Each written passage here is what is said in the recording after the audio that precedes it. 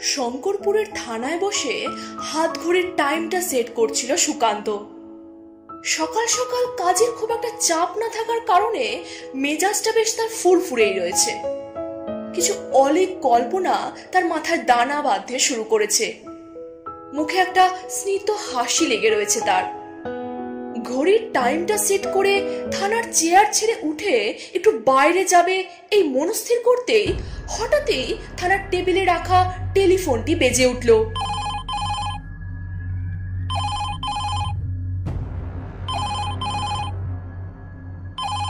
সুকান্ত ফোনটি রিসিভ করে।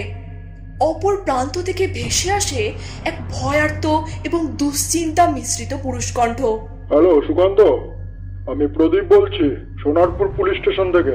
হ্যাঁ বলুন। হ্যাঁ বলছি, খবর পেয়েছো তো? কি খবর বলুন তো? কেন, তুমি নিউজ দেখোনি? না, নিউজ তো দেখা হয়নি। কেন, কিছু বুঝতে পারছি না। কোনো ঘটনা ঘটেছে নাকি? আচ্ছা বেশ, আজকে খবরের কাগজটা এসেছে তোমাদের থানায়? হ্যাঁ তা তো এসে গেছে। একবার তাড়াতাড়ি পেপারের ফ্রন্ট পেজটা দেখো তো। সুকান্ত যে টেবিলে বসেছিল তার ঠিক অপর দিকেই রাখা ছিল আজকের খবরের কাগজটি। সুকান্ত তড়িঘড়ি উঠে খবরের কাগজটি হাতে নিয়ে তার প্রথম পাতাটি খোলে। প্রথম পাতাটি খুলতেই প্রথমে যে খবরটি তার চোখে পড়ে সেটা দেখে একেবারে তার চোখ কপালে ওঠার জোগাড় হয়। মুখ থেকে একটি কথাও যেন তার সরে না। তার মুখ থেকে কাঁপা কাঁপা স্বরে একটাই কথা ভেসে আসে, অসম্ভব, এ একেবারে অসম্ভব।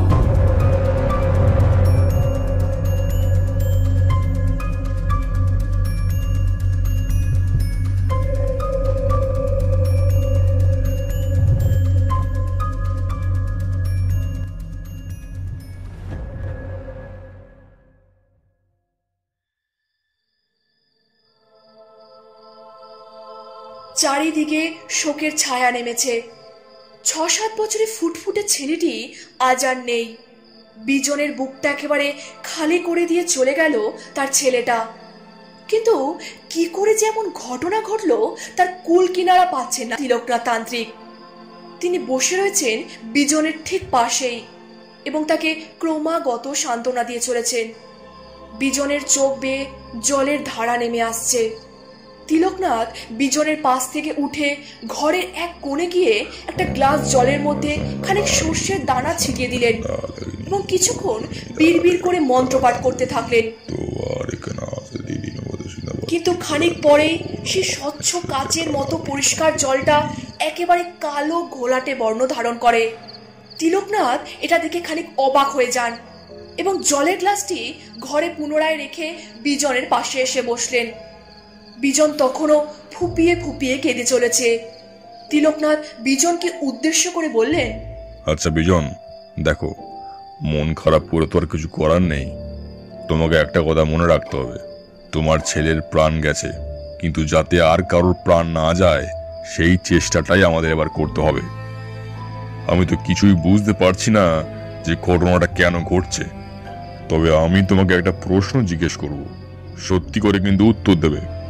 এই কদিনের মধ্যে তুমি কি কচ্ছপ খেয়েছিলে বা মেরেছিলে? তিলকনাথের মুখ থেকে বেরিয়ে আসা ওই শেষের কথাটা শুনতেই বিজন যেন একেবারে চমকে যায়।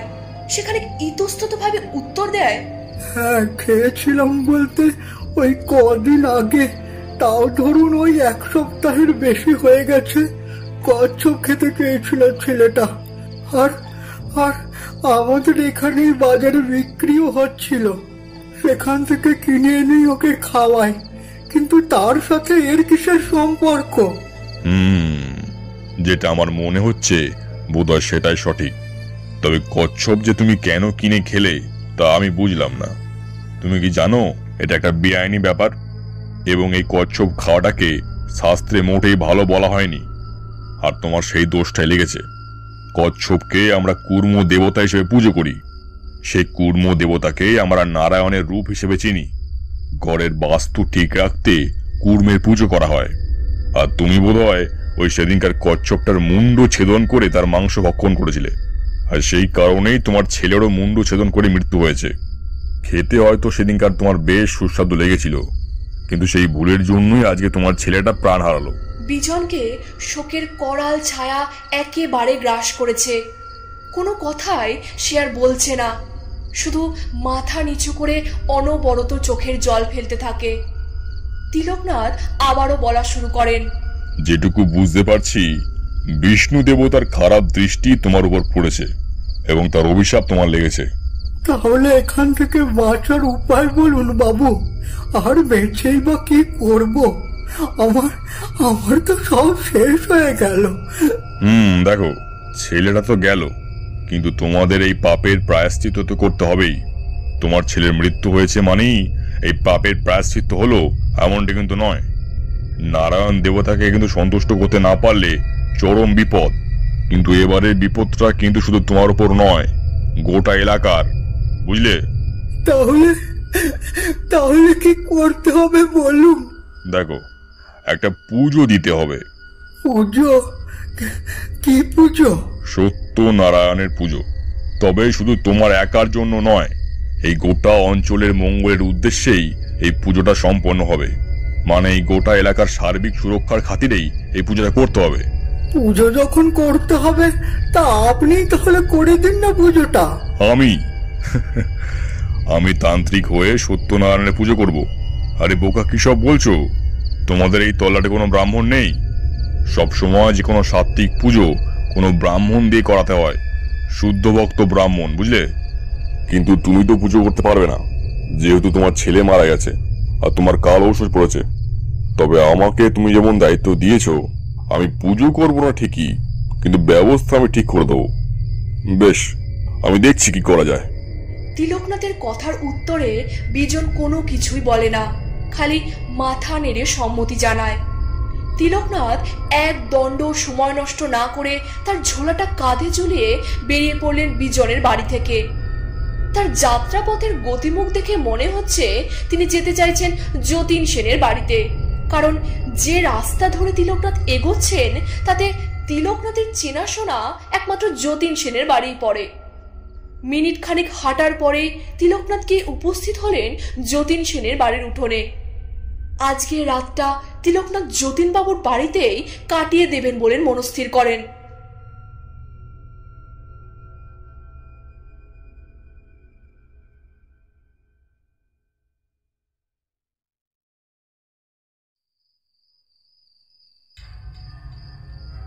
ঘড়িতে তখন রাত 9টা বাজে।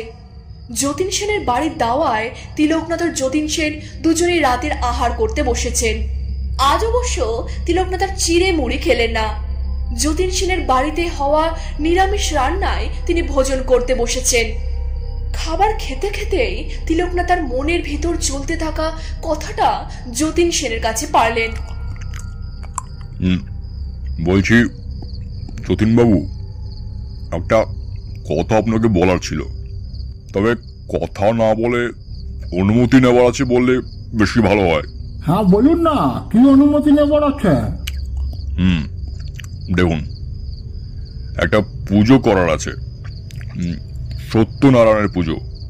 যেহেতু আপনার বাড়ির উঠোনটা বেশ বড় সড়ো রয়েছে, তাই আমি ঠিক করেছি পুজোটা আপনার বাড়িতে হলে খুব ভালো হয়।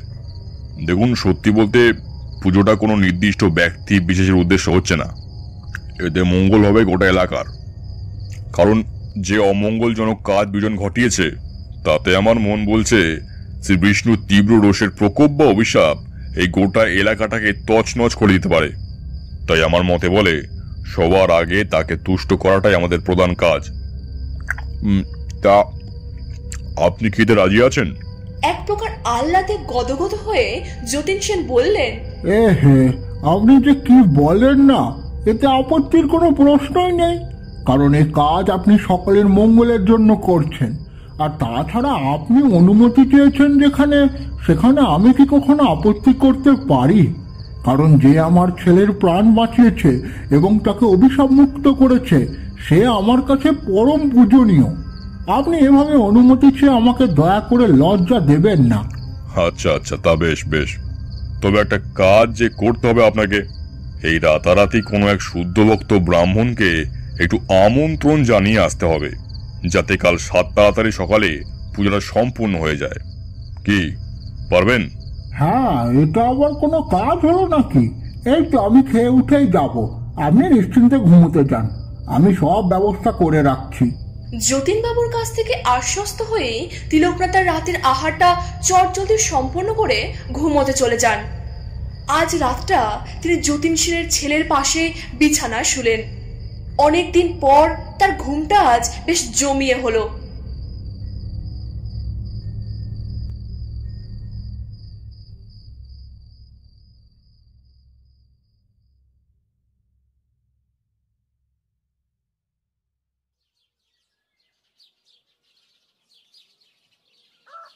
ভোরের আলো তখন সবে ফুটেছে। চারিদিকে শুধুই শোনা যাচ্ছে কিছু পাখির কিচির মিচির শব্দ। তিলকনাথ তার নিত্যদিনের স্বভাব মতোই সকালে সূর্য প্রণাম ও প্রাণায়ামের পাঠটি ইতিমধ্যেই সেরে ফেলেছেন। আজ বাড়িতে পুজো হবে বলে যতীন সেনও কিন্তু বেশ ভোর ভোরই ঘুম থেকে উঠে পড়েছেন এবং একদণ্ড সময় নষ্ট না করে তাড়াতাড়ি পুজোর যোগাযান্ত্রী কাজে লেগে পড়েন। তিনি এখন তার বাড়ির উঠোনটিকে শুদ্ধ করার জন্য গোবরের ছড়া দিচ্ছেন। অন্যদিকে তার স্ত্রী ফল ফলাদি কাটার কাজ শুরু করে দিয়েছেন। এইভাবে জোর কদমে চলতে থাকে সত্যনারায়ণ পুজোর প্রস্তুতি। প্রায় বেলা 11টা নাগাদ পুরোহিত মশাই এসে উপস্থিত হলেন যতীন সেনের বাড়িতে। আসতে বেশ বেলা হওয়ায় অন্য কোনো কথা না বাড়িয়ে তিনি সোজা পুজোয় বসে পড়লেন। মন্ত্র উচ্চারণের দ্বারা তিনি শুরু করলেন সত্যনারায়ণের পুজো, যার উদ্দেশ্য হলো এই এলাকার মানুষের মঙ্গল সাধন। বাইরে উঠোনে পুজো চললেও তিলকনাথ কিন্তু যতীন সেনের ঘরের ভেতরে এক গভীর চিন্তায় মগ্ন রয়েছেন। দেখে মনে হচ্ছে যেন তিনি কোনো অজানা বিপদের আশঙ্কা করতে পারছেন। পুজো শেষ হতে হতে বেলা প্রায় 12টা পেরিয়ে গেল। একই চৈত্র মাস, তারপর আবার বেলা 12টা বাজায় সূর্যের প্রখর তাপে একেবারে নাজেহাল অবস্থা হয়েছে যতীন সেনের বাড়ির লোকের ও পুরোহিত মশাইয়ের। তিলকনাথ ইতিমধ্যে ঘর থেকে বাইরে বেরিয়ে এসেছেন এবং যতীন সেনকে উদ্দেশ্য করে বললেন, কি গরম লাগছে তো? এই জন্যই বলেছিলাম সকাল সকাল পুজোটা সেরে নিতে। যাকগে, দোষটা আপনার যদিও নয়, পুরোহিত মশাই নিজেই দেরি করে এসেছেন। নিন, এবার এই প্রসাদগুলো এলাকা এবং পাড়া প্রতিবেশীদের মধ্যে বিতরণ করে দিয়ে আসুন। চলুন, আমিও যাচ্ছি আপনার সাথেই। তিলকনাথের কথা মতোই যতীন সেন কিছু কলা পাতা টুকরো টুকরো করে কাটলেন এবং প্রতিটা টুকরোতে একটি করে সন্দেশ এবং কিছু কাটা ফল প্রসাদ রাখলেন। এবার একটি বড় থালায় সেই সমস্ত জিনিস সাজিয়ে সেটিকে সঙ্গে নিয়ে তিলকনাথের সাথে বেরিয়ে পড়লেন প্রসাদ বিতরণের জন্য। এক এক করে সব বাড়িতে গিয়ে তিলকনাথ ও যতীন সেন প্রসাদ বিতরণ শুরু করলেন। এইভাবে 5-6টা বাড়িতে প্রসাদ বিতরণের পরেই তারা এসে পৌঁছন সুমন্তদের বাড়িতে। সুমন্ত কিন্তু সেই মুহূর্তে বাড়িতে উপস্থিত ছিল না। তার স্ত্রী বারান্দায় বসে আনাজপত্র কাটছিল। সে তিলকনাথদের দেখে কিছুটা এগিয়ে এসে বলল, আপনারা কারা? কাউকে খুঁজছেন? না, কাউকে খুঁজছি না। আসলে এনাদের বাড়িতে আজকে সত্যনারায়ণের পুজো হয়েছে, তারই প্রসাদ বিতরণের জন্যই আমরা বেরিয়েছি। এই নিন, আপনার প্রসাদ ধরুন। কথাটা বলেই তিলকনাথ একটা প্রসাদ রাখা কলাপাতার টুকরো সুমন্ত স্ত্রীর দিকে এগিয়ে দিলেন। প্রসাদটা এগিয়ে দিতেই সুমন্ত স্ত্রী বলে উঠল, দাঁড়ান দাঁড়ান, আমি তো আনাজপত্র কাটছিলাম, হাতটা ধুয়ে ঠাকুর ঘর থেকে একটা পাত্র নিয়ে আসি, আপনি না হয় ওটাতেই দেবেন। এই বলেই সুমন্ত স্ত্রী কলপারে গিয়ে হাত ধুয়ে ঘরের ভেতরে চলে যায়। তিলকনাথ এবং যতীন সেন বাইরে প্রসাদ নিয়ে অপেক্ষা করতে থাকেন। কিন্তু হঠাৎ করেই ঘরের ভেতর থেকে সুমন্ত স্ত্রীর চিৎকার ভেসে আসে। কি সর্বনাশ! বাইরে দাঁড়িয়ে থাকা তিলকনাথ ও যতীন সেন এই চিৎকার শুনে একেবারে অবাক হয়ে যায়। ইতিমধ্যেই সুমন্ত স্ত্রী কাঁদতে কাঁদতে ঘরের বাইরে বেরিয়ে আসেন এবং বলে, আমার ছেলেটাকে পাচ্ছি না, ও ঘরে পড়ছিল আর আমি এখানে বসে আনাজপত্র কাটছিলাম, কিন্তু এখন ঘরে গিয়ে দেখি ওর পড়ার বই খোলা, কিন্তু আমার ছেলেটা ঘরে কোথাও নেই, শুধু বিছানায় কয়েক ফোঁটা রক্তের দাগ লেগে রয়েছে। কি কি বলছেন কি আপনি? সে কি করে সম্ভব? কই চলুন দেখি। এই বলেই তিলকনাথ তৎক্ষণাৎ সুমন্তদের বাড়ির ভেতরে প্রবেশ করলেন এবং সোজা চলে গেলেন তার ছেলে যে ঘরে বসে পড়ছিল ঠিক সেখানেই। কিন্তু এই বাড়িতে ঢোকার পর থেকেই তিলকনাথের কেমন যেন অস্বস্তি হতে শুরু করে। সবই ঠিক আছে, অথচ কিছুই যেন ঠিক নেই। বাড়ির দরজায় পা রাখার সঙ্গে সঙ্গেই তিলকনাথের গোটা শরীরটা যেন কেমন একটা শিহরিত হয়ে উঠল। বাইরে প্রচন্ড গরম, গ্রীষ্মের প্রখর দাবদাহে প্রায় পুড়ে যাবার উপক্রম, অথচ এই বাড়ির ভেতরটা আশ্চর্য রকমের ঠান্ডা। এতটাই ঠান্ডা যে তার মনে হচ্ছে তিনি হয়তো কোনো মর্গের ভেতর ঢুকে পড়েছেন।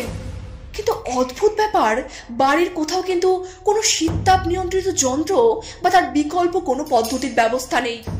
তাহলে বাড়ির ভেতরটা তো ঠান্ডা কেন? তবে এই অনুভূতিটা যে শুধু তিলকনাথের হচ্ছে তা তিনি বুঝলেন যখন তিনি যতীন সেনের মুখের দিকে তাকালেন। কারণ তিনি লক্ষ্য করলেন যতীন সেনের কপালে বিন্দু বিন্দু ঘাম ফুটে উঠেছে। তিলকনাথ বুঝে যান যে এই ঘরটাতে কোনো ঋণাত্মক শক্তির প্রভাব পড়েছে। কোথা থেকে যেন একটা হাড় কাঁপানো ঠান্ডা হাওয়া তিলকনাথকে বারে বারে স্পর্শ করে যাচ্ছে। হাওয়াটাও কিন্তু একেবারে স্বাভাবিক নয়। তিলকনাথের মনে হলো সে হাওয়ার ভেতর থেকেই কেউ যেন ফিস ফিসিয়ে কিছু একটা বলে চলেছে, কিন্তু কি যে বলছে তিনি তা বুঝতে পারছেন না।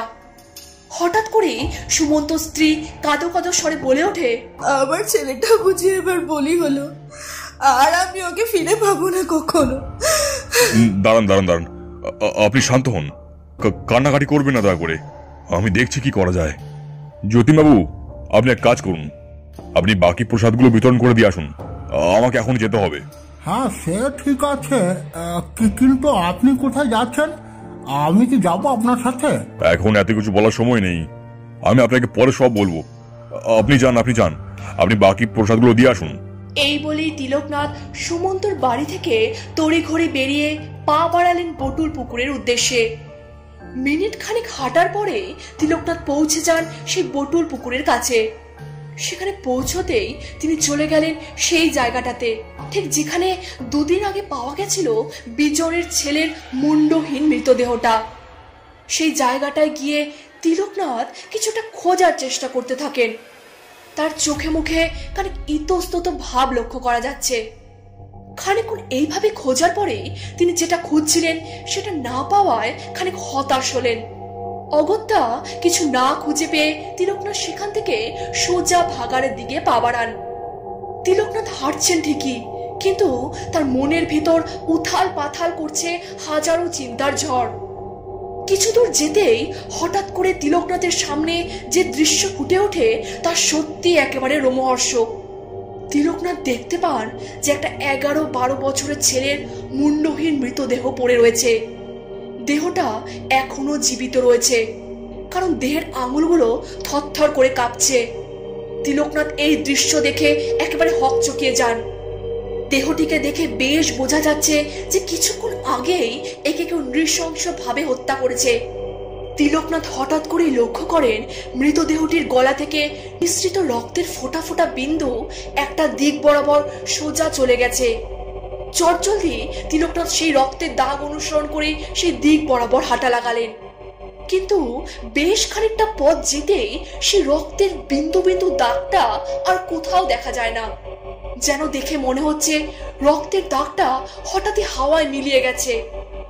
এক অজানা আতঙ্কে তিলকনাথের মন শঙ্কিত হয়ে ওঠে। তিলকনাথ কিছুটা ভ্যাবাচ্যাকা খেয়ে যান, কারণ তিনি ভেবেছিলেন সত্যনারায়ণের পুজো দিলেই বোধহয় এই সমগ্র এলাকাকে এই অভিশাপ থেকে মুক্ত করা সম্ভব হবে। কিন্তু পুজো সম্পন্ন হওয়ার পরেও এই একই ঘটনার পুনরাবৃত্তি হয়েই চলেছে। এবারে তিলকনাথ সত্যি এক গভীর চিন্তায় পড়ে যান। তাহলে কি তার বলে দেওয়া উপায় আর তার ধারণা সম্পূর্ণরূপে ভুল হয়ে গেল? একরাশ হতাশা এবং চিন্তা নিয়ে তিলকনাথ ফিরে আসেন যতীন সেনের কাছে এবং সেই মর্মান্তিক ঘটনার চিত্র তার কাছে ব্যক্ত করেন। যতীন সেনের দ্বারা সেই ঘটনার খবর নিমেষের মধ্যেই গোটা এলাকায় ছড়িয়ে পড়ে। সমগ্র এলাকা জুড়ে যেন এক ভয়ের কালো ছায়া নেমে আসে। প্রত্যেকেই অত্যন্ত ভীত সন্ত্রস্ত হয়ে পড়ে, কারণ এবার সমগ্র এলাকাটায় বিপদের মুখে দাঁড়িয়ে আছে। যখন তখন যে কারণে জীবন সংশয় ঘটতে পারে। সকলে তিলকনাথের কাছে এসে এই বিপদ থেকে মুক্তির উপায় জানতে চায়। তিলকনাথ নিজেও জানেন না যে এবারে কি হতে চলেছে। কারণ এত কিছু করার পর মায়াশঙ্করীকে সবকিছু বলে দিয়েও মৃত্যু কিছুতেই আটকানো সম্ভব হচ্ছে না। যদিও তিলকনাথের দৃঢ় বিশ্বাস যে কাজটা মায়াশঙ্করী করছে না। তিলকনাথ এলাকার সকলকে আশ্বস্ত করে বলেন, আপনাদের চিন্তা করার কোনো প্রয়োজন নেই। যতক্ষণ আমি আছি আপনাদের উদ্ধার করার একটা পথ আমি ঠিক বের করবই। আমি একটা যজ্ঞ করতে চাই, তবে তার আগে আমাকে একটা সামান্য পরীক্ষা করে দেখে নিতে হবে যে এই ভয়ানক যজ্ঞটির এখন প্রয়োজন আছে কিনা। কারণ এই যজ্ঞটা করতে অনেকটাই বেশি পরিমাণ শক্তি এবং ক্ষমতা আমাকে প্রয়োগ করতে হবে। এই পরীক্ষাটা করার জন্য আমার যতীন বাবুর কাছে একটা অনুরোধ থাকবে। আপনি দয়া করে 3টে ডিম নিয়ে আসবেন আপনার বাড়ি থেকে। যতীন সেন তিলকনাথের আজ্ঞা অনুসারে এক মুহূর্ত সময় নষ্ট না করে তাড়াতাড়ি ভিড় ঠেলে বেরিয়ে বাড়ির পথে হাঁটা লাগালেন এবং কিছুক্ষণের মধ্যেই 3টে ডিম নিয়ে তিনি আবার তিলকনাথের কাছে ফিরে আসেন। যতীন সেন ডিম নিয়ে ফিরে আসতেই তিলকনাথ তার ঝোলা থেকে খানিক লাল আবির বের করলেন এবং সেটা দিয়ে তিনি মাটিতে একটা ত্রিভুজ অঙ্কন করলেন। এবার ত্রিভুজের 3টে কোণে তিনি তার ঝোলা থেকে বের করা 3টে সাদা কড়ি রাখলেন।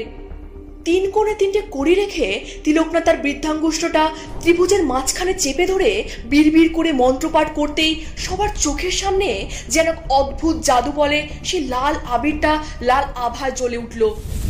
এদিকে দুপুর গড়িয়ে বিকেল হয়ে এসেছে। তিলকনাথ এবার যতীন সেনকে তার হাতের ইশারায় কাছে ডাকলেন। যতীন সেন ডিম 3টি নিয়ে তিলকনাথের কাছে যান এবং সেখানে তিলকনাথের নির্দেশ অনুযায়ী সেই কড়িগুলির মুখ বরাবর 3টে ডিম তিনি সাজিয়ে রাখেন। এরপর তিলকনাথ আদেশ করেন যেন কেউ তাকে এখন কোনোভাবে বিরক্ত না করে। এবারে তিলকনাথ তার 3টে আঙুল শূন্যের দিকে তুলে দেন এবং কিছু একটা মন্ত্র বিড়বিড় করার পরেই আঙুল 3টি দিয়ে মাটিতে ওই ত্রিভুজটার চারিদিকে 3টে করে দাগ কাটলেন।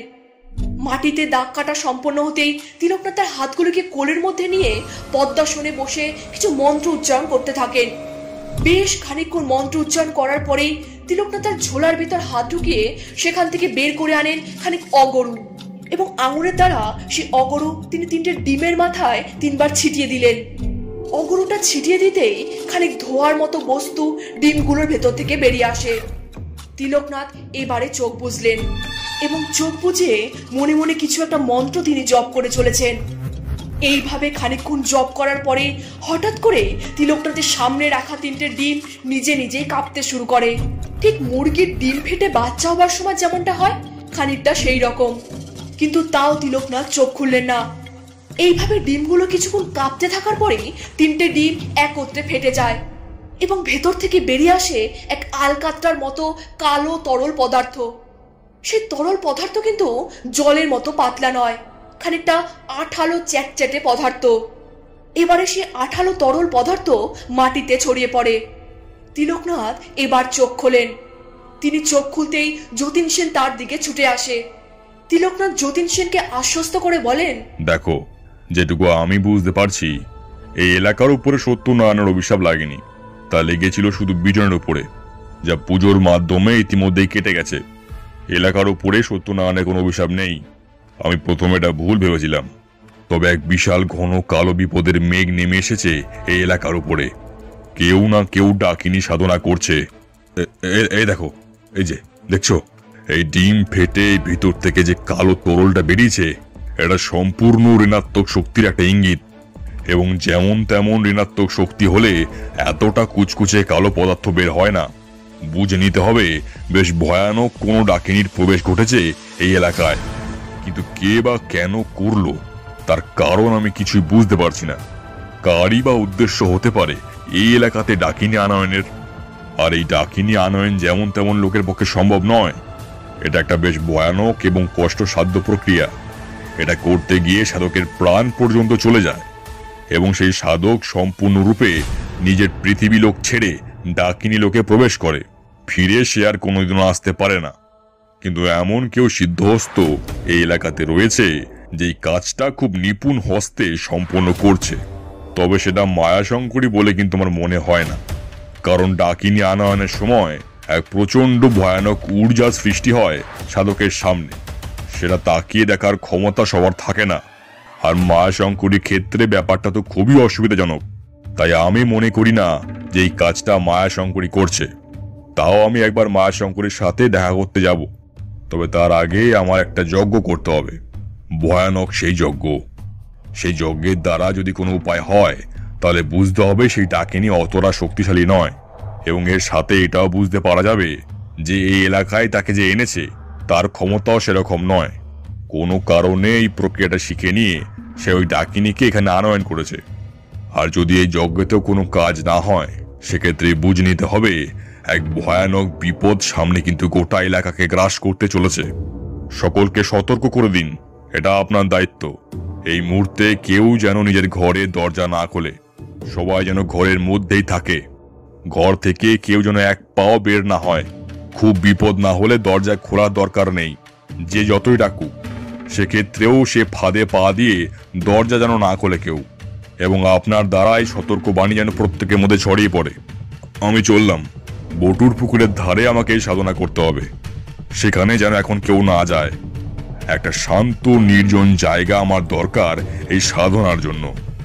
এই সতর্কতা বাণী শুনিয়ে তিলকনাথ সেই স্থান ছেড়ে উঠে তার কাঁধে ঝোলাটি ঝুলিয়ে রওনা দিলেন বটুল পুকুরের উদ্দেশ্যে। এদিকে যতীন সেন সবাইকে তিলকনাথের বলে দেওয়া সতর্কবাণী ভালো করে বুঝিয়ে দিলেন। যতীন সেনের কাছ থেকে সেই কথা শুনে যে যার বাড়ি চলে যান এবং দরজায় খিল দিয়ে দেন।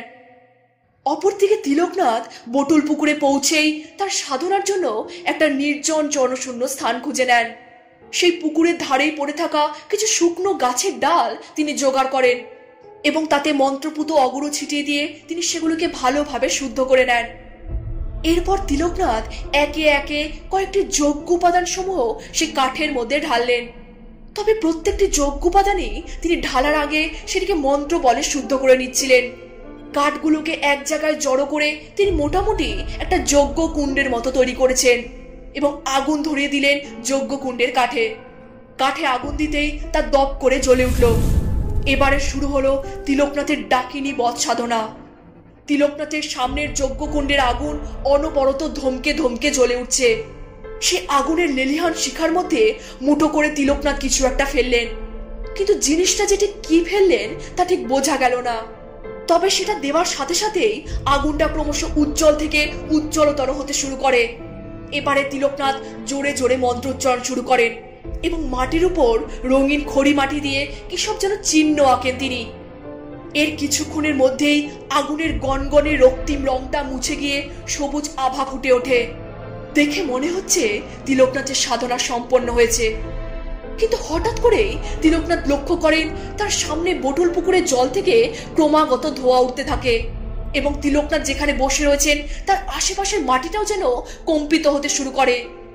এরকম চলতে চলতে হঠাৎ করেই তিলকনাথের সামনে যজ্ঞকুণ্ডের আগুনটা একেবারে নিভে যায়।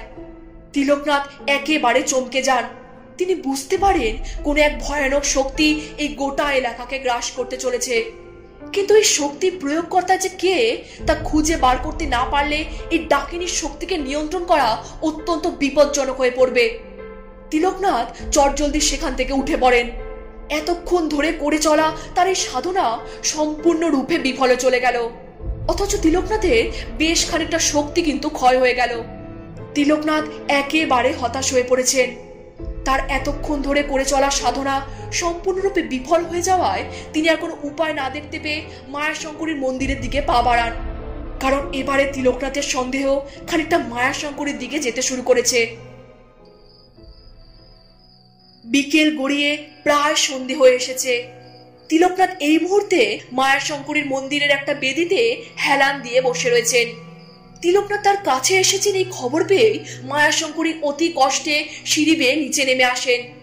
নিচে নেমে আসতেই তিলকনাথকে দেখে তিনি বলে ওঠেন, তিলকনাথ বাবু, আপনি এসেছেন, বলুন কি জানতে চান? দেখুন, সবই তো জানেন, নিশ্চয়ই আন্দাজ করতে পারছেন কি হচ্ছে। তিলকনাথের মুখ থেকে এরূপ কথা শুনে মায়াশঙ্করী খানিক অবাক হয়ে যান এবং বলেন, আন্দাজ? কিরকম আন্দাজ বলুন তো? আপনি বলার পর থেকে তো আমি এই এলাকার উপর থেকে আমার নিয়ন্ত্রণ সরিয়ে নিয়েছি। এখন এই এলাকার উপর হওয়া কোনো ঘটনাই আমার পর্যবেক্ষণে নেই। কিছু হয়েছে নাকি বলুন তো? আরে হয়েছে মানে বিশাল বড় ঘটনা ঘটে গেছে। গোটা গ্রামটাকে ডাকিনী গ্রাস করেছে। আর যতদূর সম্ভব এই ডাকিনী হলো ছিন্ন মুন্ডু ডাকিনী।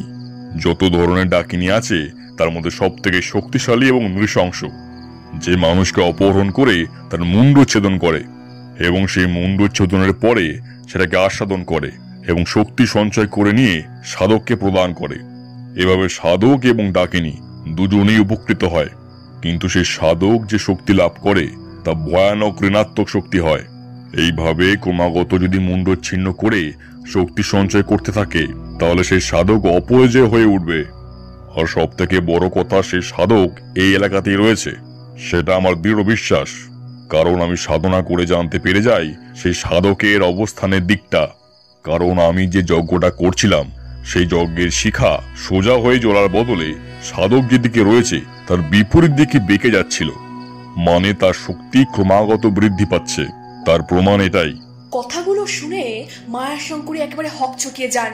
তিনি ইতস্তত ভাবে বলেন, হ্যাঁ সেসব বুঝলাম, কিন্তু আমি তো আপনাকে নিজে কথা দিয়েছি যে আমি ওসব আর করবো না।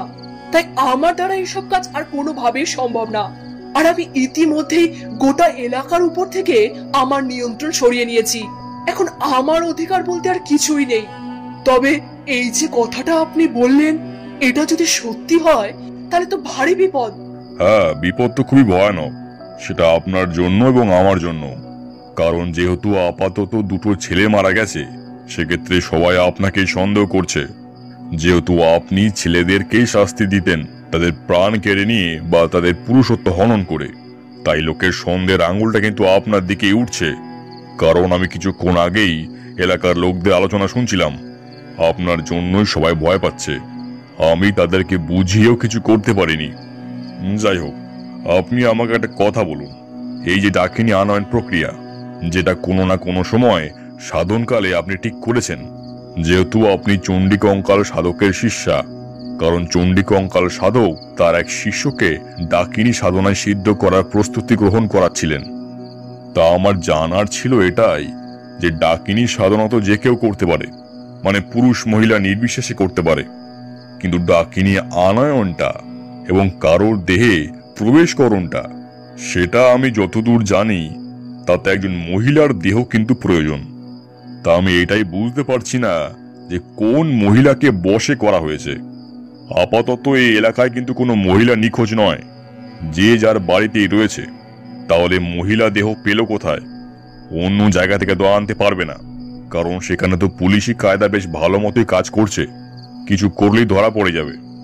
তবে কিছু একটা গন্ডগোল তো হচ্ছেই, আর আমি সেটাই বুঝতে পারছি না। কে বা কেন করছে সেটা তো অন্য ব্যাপার, কিন্তু কি করে করছে এখন সেটাই সব থেকে বেশি চিন্তার বিষয়। এর কোনো কুল কিনারা কিন্তু পাওয়া যাচ্ছে না। তিলকনাথের কথাগুলো শুনে মায়াশঙ্করী কিছুক্ষণ কি যেন ভাবলেন। তারপর হঠাৎ করেই কিছু একটা ভেবে নিয়ে তিলকনাথকে বললেন, একটা জিনিস হতে পারে। আমার কিন্তু একটা জিনিস নিয়ে সন্দেহ হচ্ছে। কি বলুন তো? আমি কিন্তু বৃহঙ্গী দেহটা নিজে হাতে দাহ করিনি। তাহলে? না মানে বৃহঙ্গী দেহটা আমি নিজে দাহ করিনি, আমি ভোলানাথকে দিয়েছিলাম ওটা দাহ করার জন্য, বা ওই ভাগাড়ের ওদিকে রেখে আসার জন্য।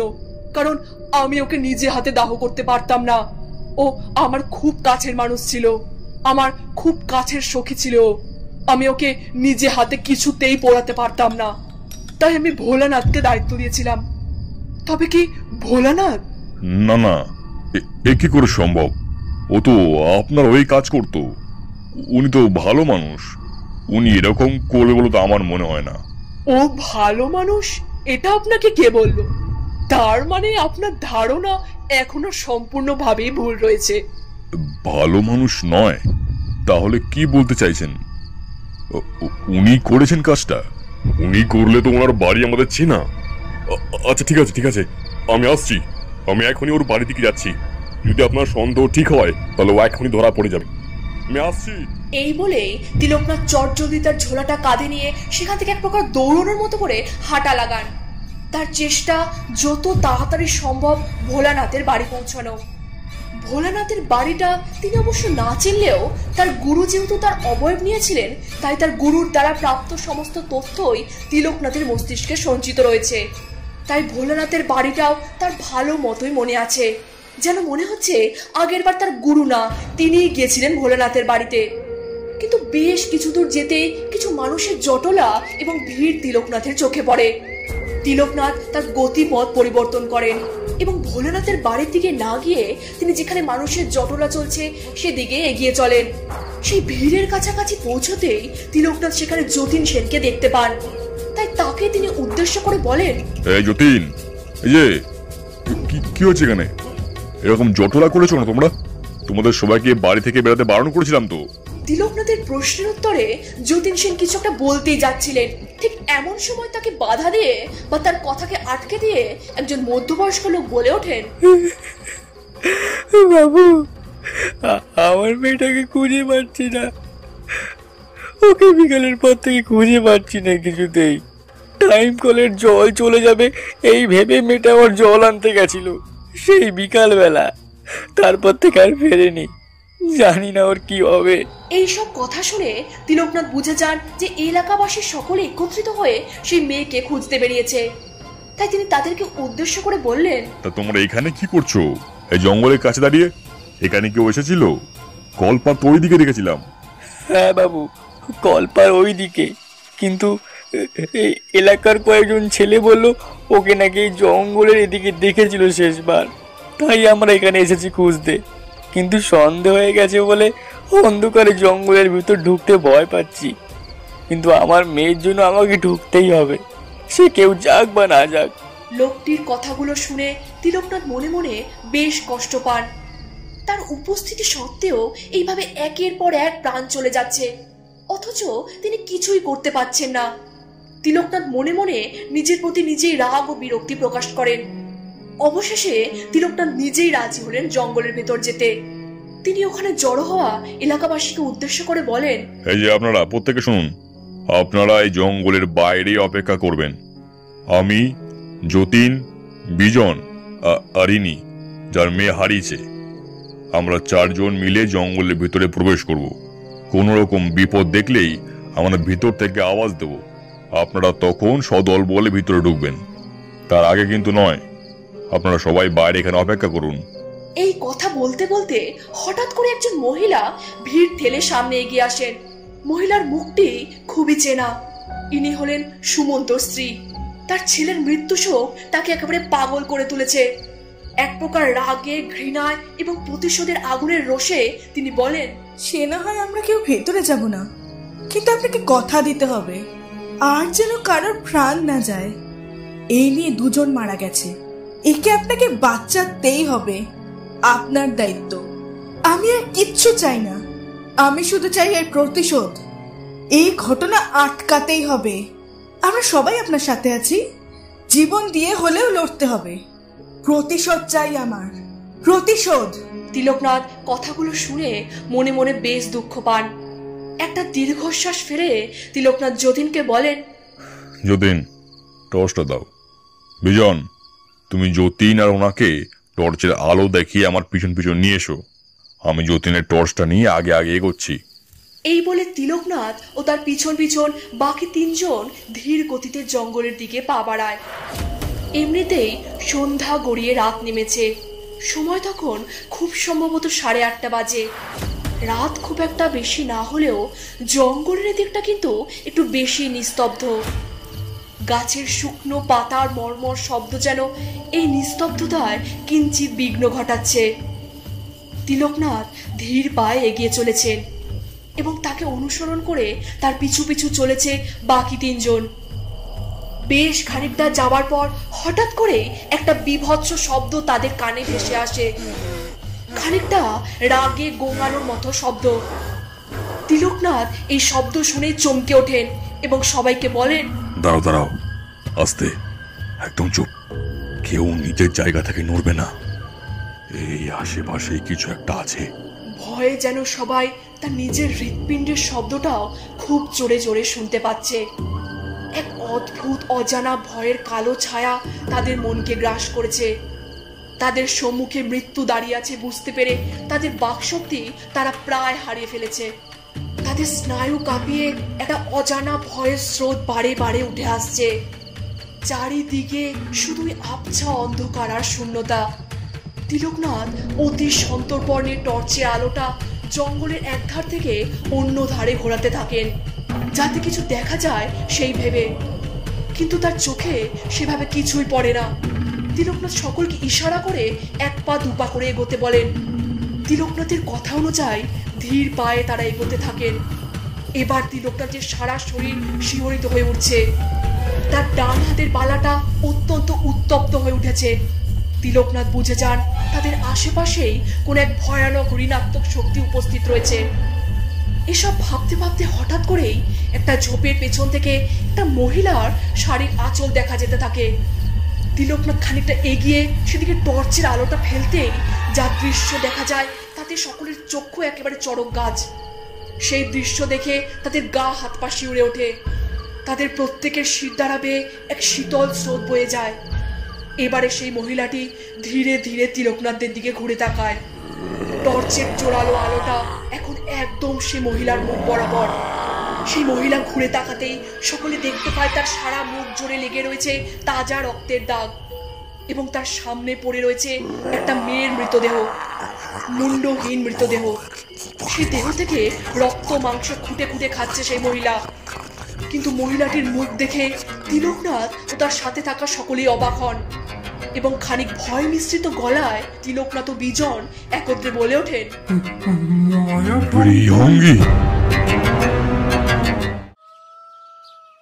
ঘড়িতে এখন সকাল 8টা বাজে।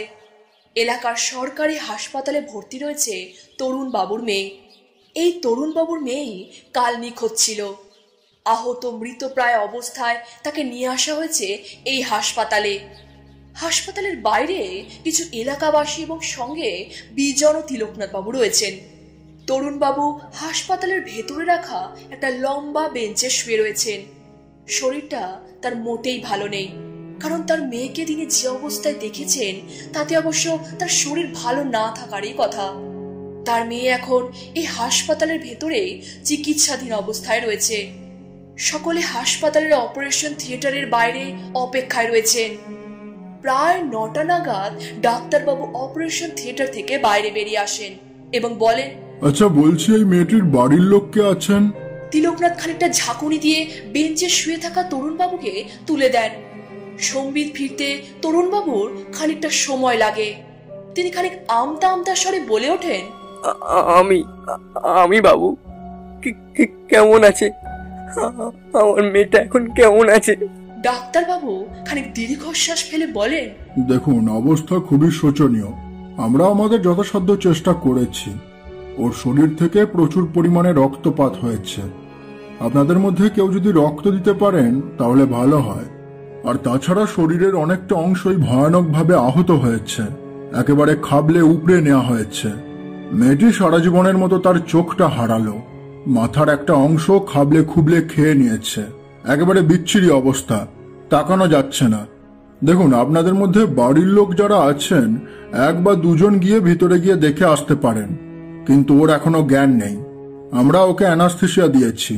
দেখুন, ওর অস্ত্রোপচার করে কিছুটা সারিয়ে তোলার চেষ্টা আমরা করেছি, কিন্তু কিছু মনে করবেন না। সত্যি কথা বলতে কি, এই অবস্থা থেকে একটা পেশেন্টকে বাঁচানো খুবই মুশকিল। ডাক্তারবাবুর কথাগুলো শুনে তরুণবাবু ভেতর থেকে একেবারে ভেঙে পড়েন। তিনি আশাহত হয়ে এক প্রকার ধপ করে বেঞ্চে বসে পড়েন। তিলকনাথ এবং বিজন দুজনে মিলে তাকে সান্ত্বনা দেওয়ার চেষ্টা করে।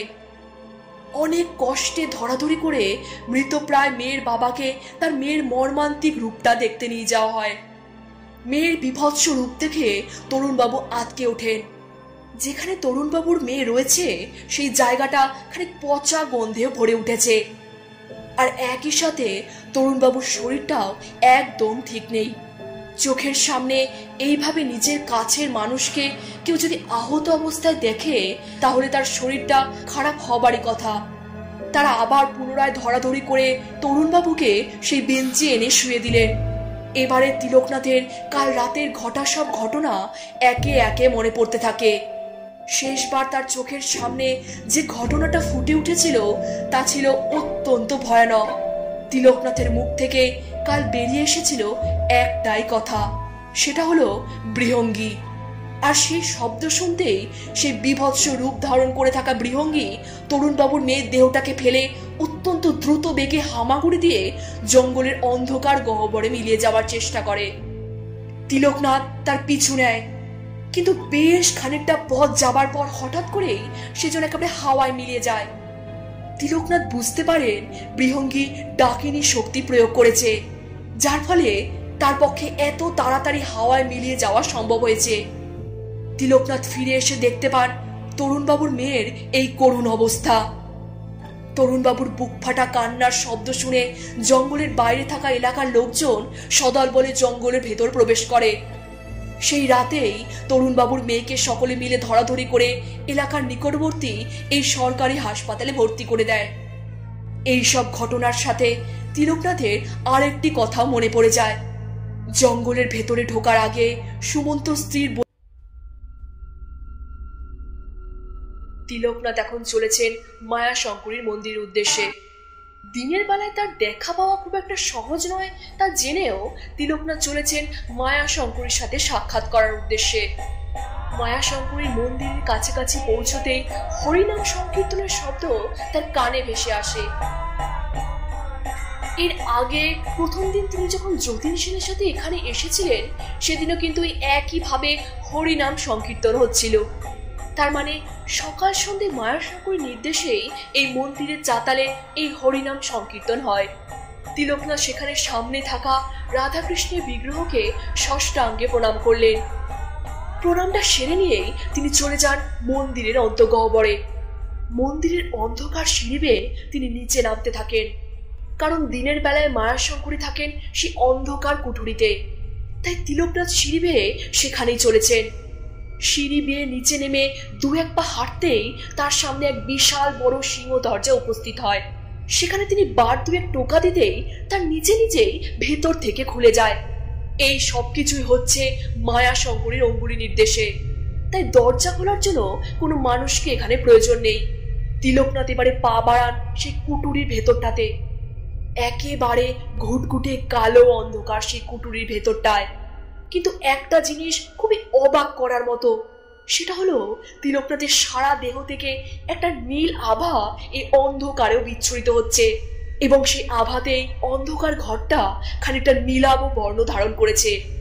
হঠাৎই ঘরের একটা অন্ধকার কোণা থেকে মায়াশঙ্করী বলে ওঠেন, বসুন। এই ঘরে তেমন কোনো আসবাবপত্র নেই, আপনাকে মাটিতেই বসতে হবে। আর আপনার দেহ থেকে এই যে আলোটা বিচ্ছুরিত হচ্ছে এটা একটু কমিয়ে দিলে ভালো হয়, আমার একটু তাকাতে অসুবিধে হচ্ছে। তিলকনাথ তার ক্রোধের পরিমাণ খানিকটা দমন করেন। তিলকনাথের ক্রোধ মানেই মহাদেবের প্রদানকারী শক্তি এই নীল আভা। তাই যতক্ষণ তার ক্রোধ দমন না হচ্ছে এই নীল আভার জ্যোতি আরোই বাড়তে থাকবে। তিলকনাথ তার ক্রোধটাকে খানিক প্রশমিত করে সেই নীলাভ আবার উজ্জ্বলতা কমালেন। তবে একটা জিনিস দেখে মায়াশঙ্করী বেশ আশ্চর্য হলেন। তিলকনাথের কপালে থাকা তিলকটাও নীল বর্ণ ধারণ করেছে। দেখেই বোঝা যাচ্ছে এটি কোনো সাধারণ তিলক নয়। হালকা একটা নীলাভ বর্ণে সেটি তিলকনাথের কপালে প্রজ্বলিত হয়ে রয়েছে। তিলকনাথ অন্ধকারের মধ্যে মায়াশঙ্করীকে দেখতে পাচ্ছেন না, কিন্তু মায়াশঙ্করী তিলকনাথের দেহ থেকে বেরিয়ে আসা সেই নীলাভ জ্যোতি এবং তার কপালে প্রজ্বলিত তিলকের দ্বারা তিলকনাথের অবস্থানটা ঠিক বুঝতে পারছেন। বেশ কিছুক্ষণ নীরব থাকার পরে মায়াশঙ্করী হঠাৎই বলে ওঠেন, বলুন, কি উপকার করতে পারি আপনার?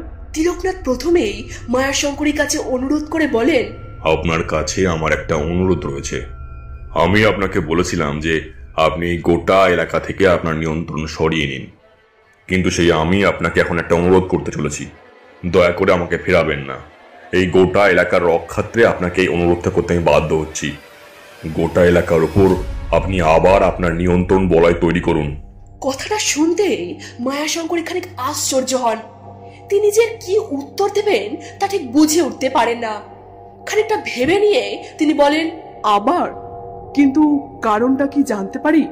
দেখুন, এই এলাকাটাকে যে ডাকিনী বশ করেছে তার নাম ছিন্ন মুন্ডু ডাকিনী। আমার সংখ্যাটা এই মুহূর্তে পরিষ্কার মনে নেই, হয় 6টা বা 7টা হবে। 6টা বা 7টা মুন্ডু যদি সে ছেদন করে সেই শক্তি নিচে এবং সাধককে দিয়ে একে অপরের কাজে লাগতে পারে, তাহলে সেই এলাকাটা সম্পূর্ণরূপে সেই সাধক এবং ডাকিনীর বশে চলে আসবে। আর ইতিমধ্যেই দুজনের প্রাণ চলে গেছে। 3 নম্বর জন হাসপাতালে ভর্তি রয়েছে। যদিও তার কিছু হবে না, তাও যদি কোনো কারণে তার মৃত্যু হয়, কারণ ডাকিনীর শক্তি দিন দিন বাড়ছে, তাই কিছুই বলা সম্ভব নয়। যদি মৃত্যু হয়ে যায় তাহলে পর পর 3টে প্রাণ কিন্তু চলে যাবে। 6টার মধ্যে যদি 3টে প্রাণ চলে যায় তাহলে ডাকিনী আর একটা শক্তি লাভ করবে, সেটা হচ্ছে নিজের প্রতিমূর্তি তৈরি করা। মানে সে এক থেকে একাধিকে পরিণত হওয়ার ক্ষমতা অর্জন করবে এবং তার সেই প্রতিমূর্তিগুলোকেই সে এরপর বিভিন্ন এলাকায় ছড়িয়ে দেওয়ার চেষ্টা করবে, যার ফলে সমস্ত জায়গাগুলোকেই সে নিজের কবলে নিয়ে নিতে পারবে। এইভাবে পৃথিবী লোকটা সে ধীরে ধীরে নিজের দখলে নেওয়ার চেষ্টা করবে। কিন্তু সেটাকে আটকানোর জন্য সুরক্ষা বলয় বা একটা নিয়ন্ত্রণ বলয় যদি আপনি গোটা এলাকার উপর তৈরি করে রাখেন তাহলে খুবই ভালো হয়, যাতে এই এলাকা থেকে কোনো শক্তি বাইরে বেরোতে না পারে, সেটা ধনাত্মক হোক বা ঋণাত্মক। তিলকনাথের বলা কথাগুলো শুনে মায়াশঙ্করী কিছুক্ষণ নীরব থাকেন। তারপর খানিক বাদে হঠাৎই বলে ওঠেন, আচ্ছা, আপনার হাতে ওটা কি জলজল করছে নীল রঙের? তিলকনাথ খানিকটা উচ্ছ্বাস নিয়ে উত্তর দেন, সেটা আপনি দেখতে পাচ্ছেন? আচ্ছা, তার মানে আপনি অমরত্ব লাভ করেছেন, কারণ আমার হাতের এই বালার শক্তিটা কোনো অমরত্ব লাভ করার সাধক ছাড়া অন্য কার পক্ষে দেখা সম্ভব নয়। যখন আমার সামনে কোনো বিপদ উপস্থিত হয় তখন এই বালার নীলাভ রংটাই ধীরে ধীরে লাল আভায় পরিণত হয় এবং উত্তপ্ত হতে থাকে। তাই কোনো বিপদ আসার আগেই আমি আন্দাজ করে নিতে পারি। এই বালাটাই আমাকে সেটা জানান দেয়। কিন্তু এখন যেহেতু আশেপাশে কোনো বিপদ সংকেত সে পাচ্ছে না, সেই জন্যই সে নীলাভ বর্ণ ধারণ করে আছে। তাহলে সেদিন পঞ্চবিষ্ণাক যখন আপনাকে দংশন করলো তার আগে আপনার হাতের বালাটা উত্তপ্ত হয়নি আর আপনাকে কোনো সংকেত দেয়নি? দেখুন, মানুষের শত্রু মানুষই, মানুষের শত্রু কিন্তু কোনো প্রাণী নয়। আমরা প্রাণীদেরকে আমাদের নিজের শত্রু বানিয়ে ফেলেছি। পশু পাখিরা কিন্তু আমাদের শত্রু ভাবে না। বাঘ সিংহর হাতে যেসব মানুষগুলো মারা পড়ে সেটা মানুষের এক প্রকার পাকানোর জন্যই হয়। বাঘ সিংহ কখনো সেদে এখানে আসে না। ঠিক সেই রকমই পঞ্চবিষ্ণাক আমার শত্রু নয়, বা আমিও পঞ্চবিষ্ণাকের শত্রু নই। কিন্তু যেহেতু আমি বৃহঙ্গীকে আক্রমণ করতে যাচ্ছিলাম এবং পঞ্চবিষ্ণাককে ঠিক সেইভাবেই প্রশিক্ষণ দেওয়া হয়েছে যে প্রত্যেকের সুরক্ষার দায়িত্বই তার উপরে বর্তায়, সেই জন্য সে সুরক্ষার খাতিরেই আমাকে আক্রমণ করে বসে। আমার হাতের এই বালা শুধুমাত্র কোনো শত্রুর বিরুদ্ধে উত্তপ্ত হয়, কোনো পশুপক্ষীর বিরুদ্ধে নয়। আচ্ছা, বুঝলাম। তার মানে আপনি আগে থেকেই বিপদের আন্দাজ পেয়ে যান, তাই তো? ঠিকই ধরেছেন। আপনি তো বুঝে গেলেন, কিন্তু আমি তো বুঝলাম না যে আপনি কি করে অমরত্ব লাভ করলেন। মহাকালের মৃত্যুঞ্জয় সাধনার মাধ্যমে আমি অমরত্ব লাভ করেছি, কিন্তু এই সাধনা বড়ই ভয়ানক। বেশ, বুঝলাম। নিন, এবার আপনি দয়া করে আবার গোটা এলাকাটাকে নিজের নিয়ন্ত্রণে করে ফেলুন। তিলকনাথের কথা মেনে নিয়ে মায়াশঙ্করী অতি কষ্টে উঠে দাঁড়ান এবং লাঠির সাহায্য নিয়ে কয়েক পা যেতেই তার সামনে উপস্থিত হয় একটা বিশাল বড় সিংহ দরজা, এবং সেই দরজা নিজে থেকে খুলে যায়। দরজাটা খুলে যেতেই তিলকনাথের চোখের সামনে উন্মুক্ত হয় এক বিশাল রুদ্ররূপ ধারণকারী গণেশ মূর্তি। মূর্তিটার পাশে রয়েছে এক বিশাল আকৃতির প্রদীপদানি। সেই গণেশ মূর্তির উচ্চতা প্রায় গগনচুম্বী বলা চলে এবং এক উগ্র তাণ্ডব নৃত্য রূপ ধারণ করে রয়েছে সেই গণেশ মূর্তি। এবং সেই গণেশ মূর্তির চোয়ালের দুপাশ থেকে বেরিয়েছে দুটি বৃহদাকৃতির শুভ্র দাঁত। মায়াশঙ্করী ধীরে ধীরে সেই গণেশ মূর্তির দিকে এগিয়ে চলেন। তিলকনাথ বুঝতে পারলেন যে এই গণেশ মূর্তির দ্বারাই মায়াশঙ্করী তার উচ্ছিষ্ট গণেশ সাধনা সম্পন্ন করেছেন এবং এই গণেশ মূর্তি তাকে সমস্ত রকম ক্ষমতা প্রদান করেছে। গণেশ মূর্তির কাছে পৌঁছতেই মায়াশঙ্করী উগ্র গণেশ বিগ্রহে 4টি হাতের মধ্যে নিচের দিকে থাকা দুটি হাতের কবজি ঘুরিয়ে দিলেন, খানিকটা চাবি ঘোরাবার মতো। সেটি ঘোরাতেই সমগ্র গণেশ মূর্তিটা যেন একেবারে কেঁপে ওঠে, আর সাথে ভাগাড়ের নিচের অন্দরমহলটাও সামান্য কম্পিত হয়। সেই বৃহদাকৃতি গণেশ মূর্তির পায়ের কাছে রাখা ছিল এক থালা কাঁচা হলুদ বাটা।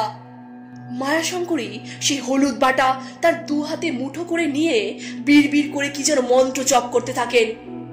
সেই মন্ত্র জপ করতে করতে মায়াশঙ্করী ধীরে ধীরে মাটি থেকে উপরে শূন্যে উঠতে শুরু করেন। দেখে মনে হচ্ছে যেন তার সমগ্র দেহটা শূন্যে ভেসে রয়েছে। মায়াশঙ্করী এইভাবে ভাসমান অবস্থাতে ধীরে ধীরে সেই বৃহদাকৃতি গণেশ বিগ্রহটির মুখ বরাবর গিয়ে পৌঁছে যান।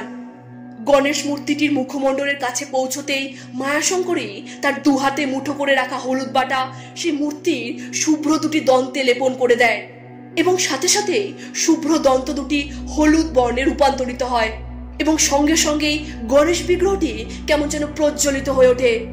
তিলকনাথ দেখতে পান গণেশ মূর্তিটির চোখ থেকে এক আলোক রশ্মি বেরিয়ে আসছে। দেখে মনে হচ্ছে যেন গণেশ বিগ্রহটিতে প্রাণ সঞ্চার হয়েছে। এবারে মায়াশঙ্করী দুহাত জোর করে কি যেন মন্ত্র পড়তে শুরু করেন।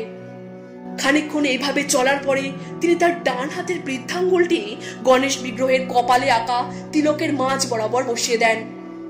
বৃদ্ধাঙ্গুলটি তিলকের মাঝ বরাবর বসাতে এক বিদ্যুৎ তরঙ্গ সেই তিলক থেকে উৎপন্ন হয়ে এক অদ্ভুত শব্দ করে গোটা এলাকাতে এক প্রবাহের মতো ছড়িয়ে পড়ে। গোটা এলাকাটা যেন এই তরঙ্গায়িত প্রবাহের বন্ধনে আবদ্ধ হলো। তিলকনাথ এতক্ষণ এই সব ঘটনা নিঃশব্দে এক মনে দেখে চলেছিলেন। এবারে তিনি বুঝে যান যে এই উচ্ছিষ্ট গণেশ সাধনার শক্তি দ্বারা আবারও মায়াশঙ্করী গোটা এলাকাকে নিজের পর্যবেক্ষণে এবং নিজের শক্তির অধীনে করে নিলেন। মায়াশঙ্করী কাজ সম্পন্ন হতেই তিনি আবারও ধীরে ধীরে নিচে নেমে এলেন। মায়াশঙ্করীকে নেমে আসতে দেখে তিলকনাথ কিছুটা সামনে এগিয়ে যান। তবে মায়াশঙ্করীর শরীরের দিকে তাকিয়ে তিলকনাথ একটু অবাক হলেন। প্রথমে অন্ধকারে ব্যাপারটা ঠিক লক্ষ্য করতে না পারলেও এখন সেই গণেশ মূর্তির পাশে থাকা বৃহদাকৃতি প্রদীপের আলোয় তিলকনাথ দেখতে পান মায়াশঙ্করীর শরীরের চামড়া কেমন যেন গুটিয়ে গুটিয়ে গেছে। ওই ঠিক সাপের খোলস বদলাবার আগে যেমন অবস্থা হয়, খানিকটা সেই রকম অবস্থা হয়েছে মায়াশঙ্করীর। তিলকনাথ এর কারণ ঠিক বুঝতে পারলেন না এবং তিনি জিজ্ঞাসাও করলেন না, কারণ তার হাতে সময় অত্যন্ত সীমিত। তিনি মায়াশঙ্করীকে উদ্দেশ্য করে বললেন, আচ্ছা মায়াশঙ্করী দেবী, একটা কিন্তু বড় সমস্যা তৈরি হয়েছে। শেষ যে আক্রমণটা হয়েছে ওই তরুণ বাবুর মেয়ের উপরে, তাতে কিন্তু লোকে আপনাকে দেখেছে। কেবলমাত্র আমি বলতে গেলে বৃহঙ্গীকে দেখেছি, আর বাকি সবাই আপনাকেই দেখেছে। কারণ সবাই বৃহঙ্গীকেই মায়াশঙ্করী বলে চেনে। যে বা যিনি এটা করছে তিনি কিন্তু আপনাকে খারাপ করার চেষ্টা করছে। এই গোটা এলাকার কাছে আপনার যে ভালো প্রতিচ্ছবিটা রয়েছে সেটাকে মাটিতে মিশিয়ে দেওয়ার চেষ্টা সে করছে। হয়তো এটা তার মাথায় প্রথম থেকেই ছিল। খুব বড় সড়ো চক্রান্ত এটা, কারণ আপনাকে কেউ চেনে না, বৃহঙ্গীকেই আপনি বলে সবাই জানে। আর তার দ্বারা ঘটে চলা সবকটা ঘটনাই প্রত্যেকটার দোষ কিন্তু আপনার উপরে সেই পড়ছে। এই কথাটা কিন্তু আপনাকে মাথায় রাখতে হবে। তাই যত তাড়াতাড়ি সম্ভব কিছু না কিছু একটা ব্যবস্থা করা উচিত, কারণ না হলে এইভাবে চলতে থাকলে আপনার উপর কিন্তু হুলিয়া জারি হবে। ব্যাপারটা কিন্তু খুবই আশঙ্কাজনক, কথাটা মাথায় রাখবেন। এখনো পর্যন্ত ঘটা সবকটা ঘটনার দোষ কিন্তু আপনার উপরে রয়েছে। মায়াশঙ্করী কিছুই বলেন না। তিনি নিস্তব্ধে কিছু একটা চিন্তার জাল তার মাথায় বুনে চলেছেন। খানিকক্ষণ এভাবে নিস্তব্ধ থাকার পর মায়াশঙ্করী বলা শুরু করলেন, ভোলানাথের ছেলের নাম পল্লব, যাকে আমি ভালোবাসতাম। ভোলানাথ সে সময়কার সব থেকে বড় তান্ত্রিক ছিল, অবশ্যই ঋণাত্মক শক্তির সাধক। গ্রামের মোড়ল এবং প্রধানদের সাথে যুক্ত ছিল সে, আর এদের দলবলের লোকেরা অনেক খারাপ কাজ করত। গোটা এলাকাটাকে তারা নিজেদের দখলে নিয়ে নিয়েছিল। খাজনা আদায়, কর আদায়, নারীদের উপর নির্যাতন, অত্যাচার সব করতো তারা। আর সবকিছুই এই ভোলানাথের শক্তি প্রয়োগ করেই হতো, কারণ তাকে সেই মুহূর্তে দমন করার মতো ওই এলাকাতে কেউ ছিল না। আর সেই সুযোগটাই ভোলানাথ নিয়েছিল। আপনি ভোলানাথের সম্বন্ধে যতটা জেনেছেন তার 1% হয়তো সত্যি, বাকি 99%ই পুরো মিথ্যে কথা। কারণ সবটা আমি জানি। ও এক অতি ভয়ানক শক্তিশালী সাধক। সবাইকেও বলে বেড়ায় যে ও নাকি জাদু জানে আর সকলের মন পড়তে পারে, কিন্তু না, ও সেই সময়কার সব থেকে বড় ঋণাত্মক শক্তির সাধক ছিল। তিলকনাথ একেবারে অবাক হয়ে যান, কারণ তার গুরুর মাধ্যমে তার মস্তিষ্কে যে পরিমাণ তথ্য সঞ্চিত রয়েছে তার সাথে মায়াশঙ্করী বলা কথাগুলো একেবারে মিলছে না। তিলকনাথ খানিক বিস্মিত হয়ে বললেন, তাহলে তো একেবারে উল্টো ঘটনা। কারণ আমি যেটুকু জানি সেই অনুযায়ী দেখতে গেলে ভোলানাথ এক অন্যরকম মানুষ ছিলেন, আর আপনি বলছেন তার ঠিক উল্টো ব্যাপার। ব্যাপারটা আসলে কি একটু গুছিয়ে বলুন না। দেখুন, এখন অত শত গল্প শোনাবার সময় আমার কাছে নেই। আর আপনার হাতেও তো এই সমস্ত শোনার সময় নেই। আপনাকে এখন যত তাড়াতাড়ি সম্ভব এই গোটা এলাকাটাকে বাঁচাতে হবে। আর তার জন্য আপনার যেটুকু জানা দরকার আমি আপনাকে ইতিমধ্যেই জানিয়ে দিয়েছি। তবে হ্যাঁ, ডাকিনী আনয়নের মতো ক্ষমতা ভোলেনাথের আছে কিনা সেটা ঠিক আমার জানা নেই। তবে এটা ঠিক যে সে শক্তিশালী ছিল। তবে একজন মানুষ হিসাবে ও মোটেই ভালো নয়, আর সাধক হিসেবে তো নয়। যাকগে, সেসব ঘটনা বিস্তারিতভাবে আপনাকে অন্য একদিন বলবো। সে অনেক বড় ইতিহাস। তবে এখন আপনাকে যত তাড়াতাড়ি সম্ভব এই এলাকাকে বাঁচাতে হবে। যেহেতু আমি এখন আমার এই জীর্ণ দেহের জন্য সম্পূর্ণভাবে অকেজো হয়ে আছি, তাই সব কাজটা আপনাকেই করতে হবে। সমস্ত দায়িত্ব এখন আপনার উপরই বর্তায়। মানছি দোষ আমার উপর রয়েছে, মানুষ আমাকে সন্দেহ করছে, কারণ বৃহঙ্গী মানেই তো মায়ের শঙ্করী, আর তার জন্যই তারা আমার উপর আঙুল তুলছে। কিন্তু আমার দেহ এখন জীর্ণ হয়ে গেছে, আমার এখন দেহ পরিবর্তনের সময় চলছে। যাকে তা আপনি বুঝবেন না। আর এই দেহ নিয়ে যদি আমি মানুষের সামনে যাই, তারা কেউ আমাকে বিশ্বাস করবে না, কারণ আমার আসল চেহারা তারা কোনোদিন দেখেনি। তারা এতদিন বৃহঙ্গীকেই দেখেছে। আর এই ভুল ধারণা সবকিছু ভেঙে চুরমার করে দিতে হবে আপনাকে। সেই ক্ষমতা আপনার মধ্যে রয়েছে, তাই আপনি যত তাড়াতাড়ি সম্ভব দয়া করে সেটা শুরু করুন। সে তো আমি অবশ্যই করব। এই ভোলানাথকে এমন জাদু দেখাবো, ও জীবনও আর জাদু খেলা দেখাবার কথা মনেও আনবে না। তবে একটা জিনিস আমার জানার আছে, আপনি কি আমাকে রুদ্র রক্ত চামুন্ডা দেবীর একটা মূর্তির ব্যবস্থা করে দিতে পারবেন, বা বলতে পারবেন যে কোথায় পাওয়া যাবে?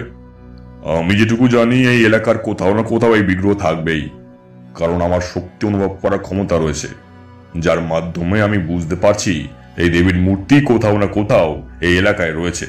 তবে তার সঠিক ঠিকানাটা আপনি ভালো বলতে পারবেন, সেই জন্য জিজ্ঞাসা করলাম। তিলকনাথের কথা শুনে মায়াশঙ্করী যেদিকে গণেশ বিগ্রহটি রয়েছে সেদিকেই হাঁটতে থাকেন।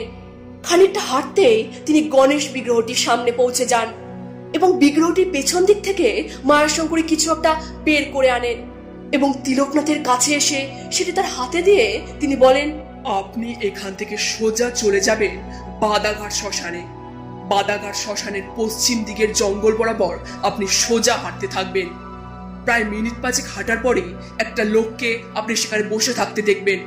বৃহদাকৃতির রাক্ষসের মতো চেহারা তার নাম হচ্ছে নিপুঞ্জ।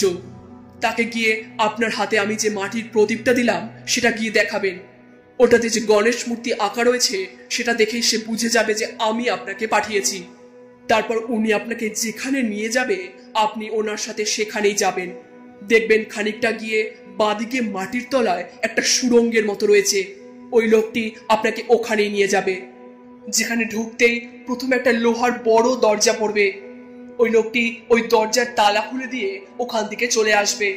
তারপর আপনি আপনার কাজ করবেন। আর এই পুজো করতে আপনার টানা 5 ঘন্টা লাগবে। এই 5 ঘন্টার মধ্যে আপনাকে গোটা পুজোটা সম্পন্ন করতে হবে। তবে একটা জিনিস নিয়ে আপনাকে সতর্ক করে দিই, এই দেবী মা কিন্তু অত্যন্ত উগ্র স্বভাবের। তবে এনার মুখ দেখে কিন্তু তা বোঝার উপায় নেই। এই মাকে শেকল দিয়ে বেঁধে রাখা হয়েছে। হ্যাঁ, আপনি ঠিকই শুনছেন, বিগ্রহকে শিকল দিয়ে বেঁধে রাখা হয়েছে, কারণ বিগ্রহটা মা স্বয়ং নিজেই। এর আগেও 2 বার পালানোর চেষ্টা করেছিল সে।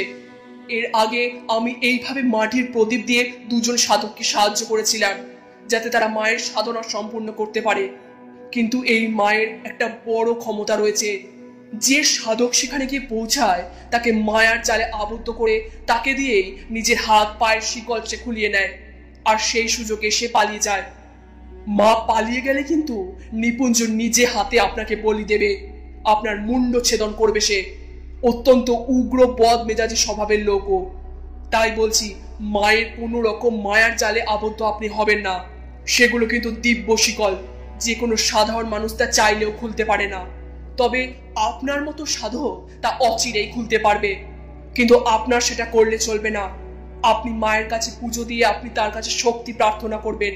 তিলকনাথ হঠাৎই মায়াশঙ্করীকে থামিয়ে দিয়ে বলে ওঠেন, না না, শুধু শক্তি প্রার্থনা করলে চলবে না, মায়ের সাথে আমার আলাদা আরো কিছু বোঝাপড়া আছে। অনেক বছর আগে আমার গুরুদেব আমাকে একটা অস্ত্র প্রদান করেছিলেন।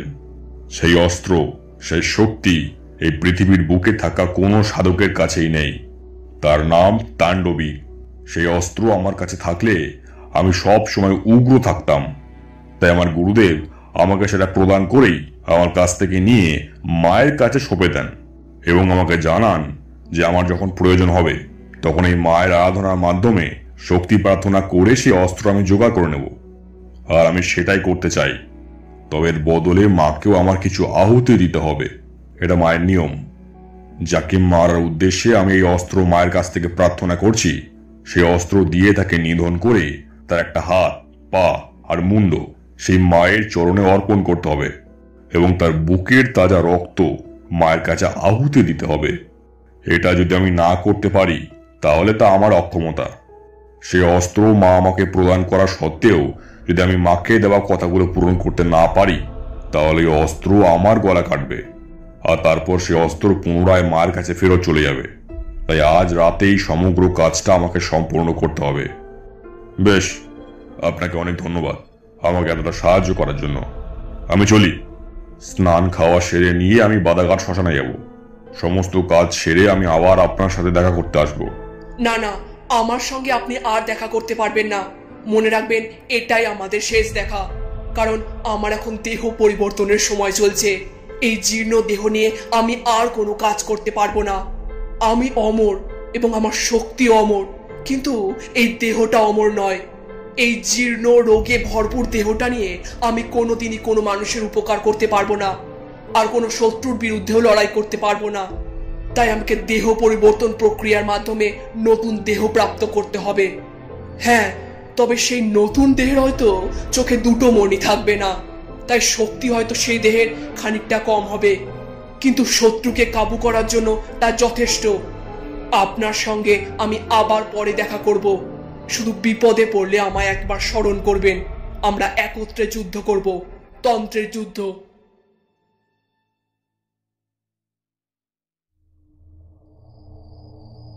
তিলকনাথ যতীন সেনের বাড়িতে দুপুরের আহারটা সম্পন্ন করে গোটা বিকেলটা বিশ্রাম নিলেন। কারণ তিনি জানেন এরপর সন্ধে থেকে শুরু করে সারা রাত বোধহয় তার আর ঘুম হবে না, কারণ অনেক কাজ তার এখনো বাকি আছে। বিকেল গড়িয়ে সন্ধে হতেই তিলকনাথ তার তন্ত্রমন্ত্রের সমস্ত সরঞ্জাম ঝোলায় গুছিয়ে নিয়ে রওনা দেন বাদাঘাট শ্মশানের উদ্দেশ্যে।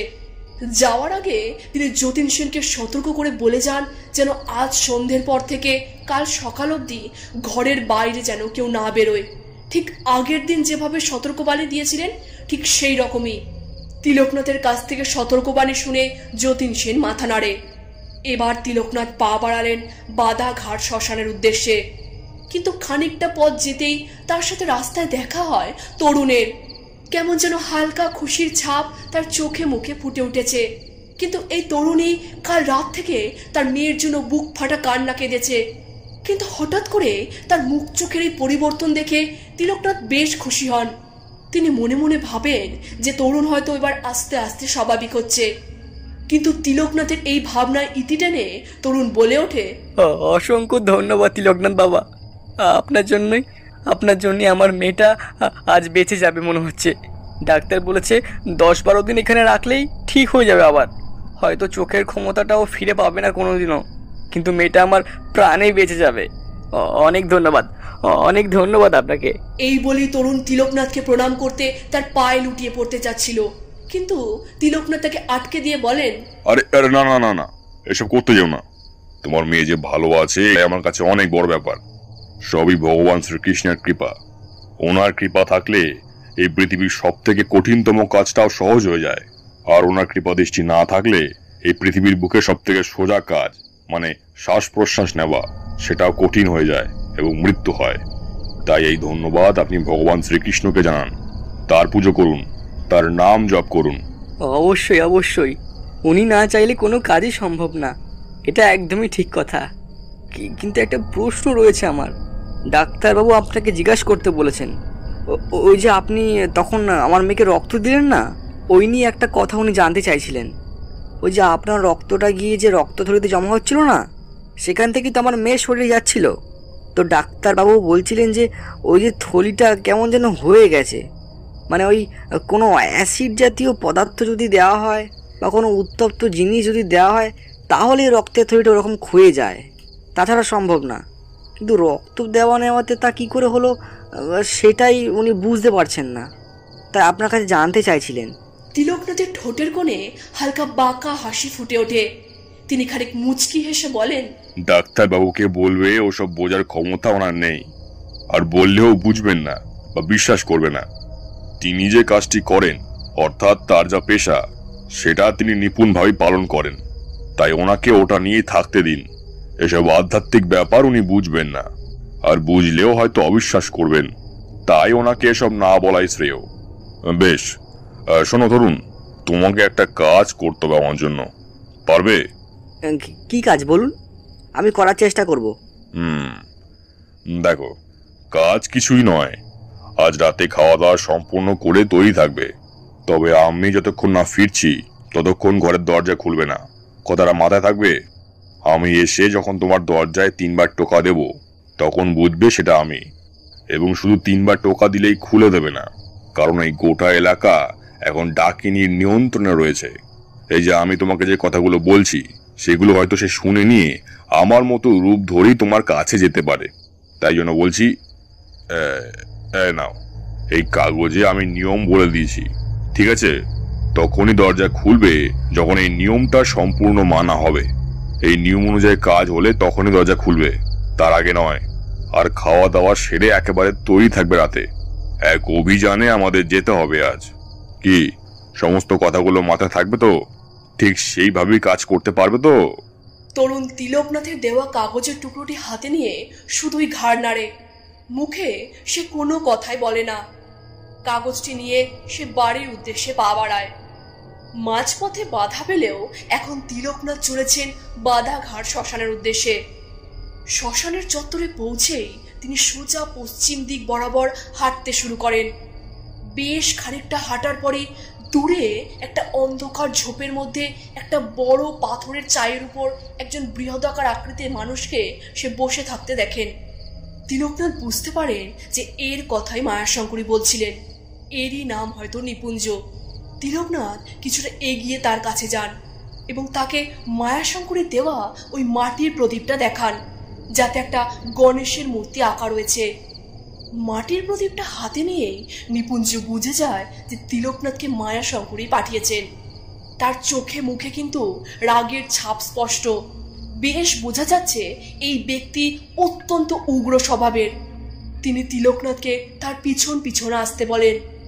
নিপুঞ্জ এখন যে পথে এগিয়ে চলেছে, তিলকনাথও সেই পথে অনুসরণ করছেন। মিনিট 5 হাঁটার পরেই তারা এক গভীর জঙ্গলে প্রবেশ করেন। সেই জঙ্গলের বাদিকের কোণ বরাবর 1 হাত দূরত্বে একটা সুড়ঙ্গের মতো মাটির গর্ত ছিল। নিপুঞ্জ সেই গর্তের মধ্যে নামতে শুরু করেন। 2-3 পা নিচে নামতেই তাদের পায়ে শক্ত বাঁধানো মাটি থাকে, আর সামনে পড়ে একটা বৃহৎ আকৃতির লোহার দরজা, যাতে লাগানো রয়েছে একটা পুরনো জং ধরা ঢাউস তালা। নিপুঞ্জ সেই তালাটি খুলে দিয়ে তিলকনাথকে হাতের ইশারা করে ভেতরের দিকে যেতে বলেন। তিলকনাথও কোনো কথা না বাড়িয়ে সোজা দরজা খুলে দেওয়া অন্ধকার সুড়ঙ্গের দিকে পা বাড়ান। নিপুঞ্জ কিন্তু দরজার বাইরেই দাঁড়িয়ে থাকে, সে আর ভিতরে যায় না। খানিকক্ষণ সে অন্ধকারের মধ্যে হাঁটার পরে তিলকনাথ ভেতরে কিছুটা আলোর আভা দেখতে পান। এই সুড়ঙ্গের ভেতর কোথাও না কোথাও মশাল জ্বলছে। খানিকটা যেতেই তার সামনে ফুটে ওঠে বিশাল আকৃতির মায়ের মূর্তি। সে বিগ্রহের সামনে যেতেই তার বিশাল রূপ দেখে তিলকনাথ একেবারে থমকে যান। কিন্তু হাতে সময় কম থাকায় তিলকনাথ তড়িঘড়ি সেই বিগ্রহের সামনে সাধনায় বসে পড়েন। সাধনায় বসে তিনি তার ঝোলা থেকে 3টে মাটির পাত্র, একটা কাঁঠালি কলা, আকন্দ গাছের কিছু শিকড় এবং একটা ছোট মধুর কৌটো বের করে আনেন। এবারে তিলকনাথ সেখানে পূর্ব হতেই থাকা যজ্ঞবেদীর কাঠে আগুন ধরিয়ে দেন এবং ওই কাঁঠালি কলাটিতে একটি সজারুর কাঁটা ফুটিয়ে সেটি যজ্ঞের আগুনে অর্পণ করেন। সাথে খানিক মধু আকন্দ গাছের শিকড়ে মাখিয়ে সেটিও যজ্ঞের আগুনে অর্পণ করেন। এইভাবে একের পর এক রীতি অনুসরণ করে তিলকনাথ ক্রমাগত সাধনা করে চলেন। প্রায় টানা 5 ঘন্টা সাধনার পরে তিলকনাথ তার মন্ত্র জপ থামালেন। রক্ত চামুন্ডা দেবীর সাধনা তার প্রায় শেষের দিকে। এর মাঝে বহুবার মায়ের হাত পায়ের বেঁধে রাখা শিকল কেঁপে কেঁপে উঠেছে।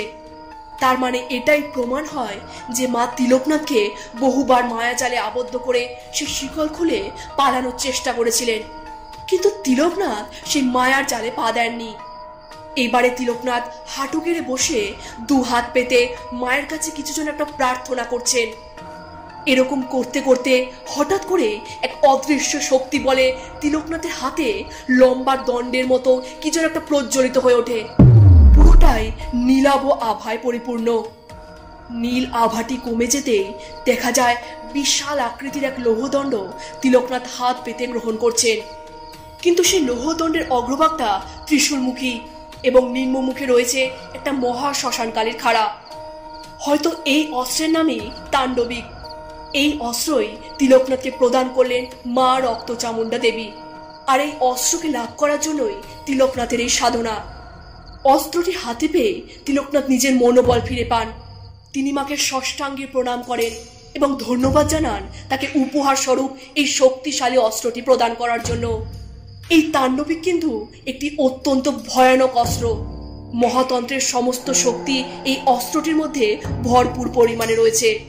এর অগ্রভাগটি হলো শক্তিশালী শিব ত্রিশূল, আর নিম্নভাগটি হলো মা শ্মশানকালীর খড়গ। তাই সব রকম কাজই এই অস্ত্রের দ্বারা সম্ভব। কিন্তু এই অস্ত্র মা তিলকনাথকে প্রদান করেছেন একটি বিশেষ কারণে। এর সাথে রয়েছে একটি ভয়ানক শর্ত।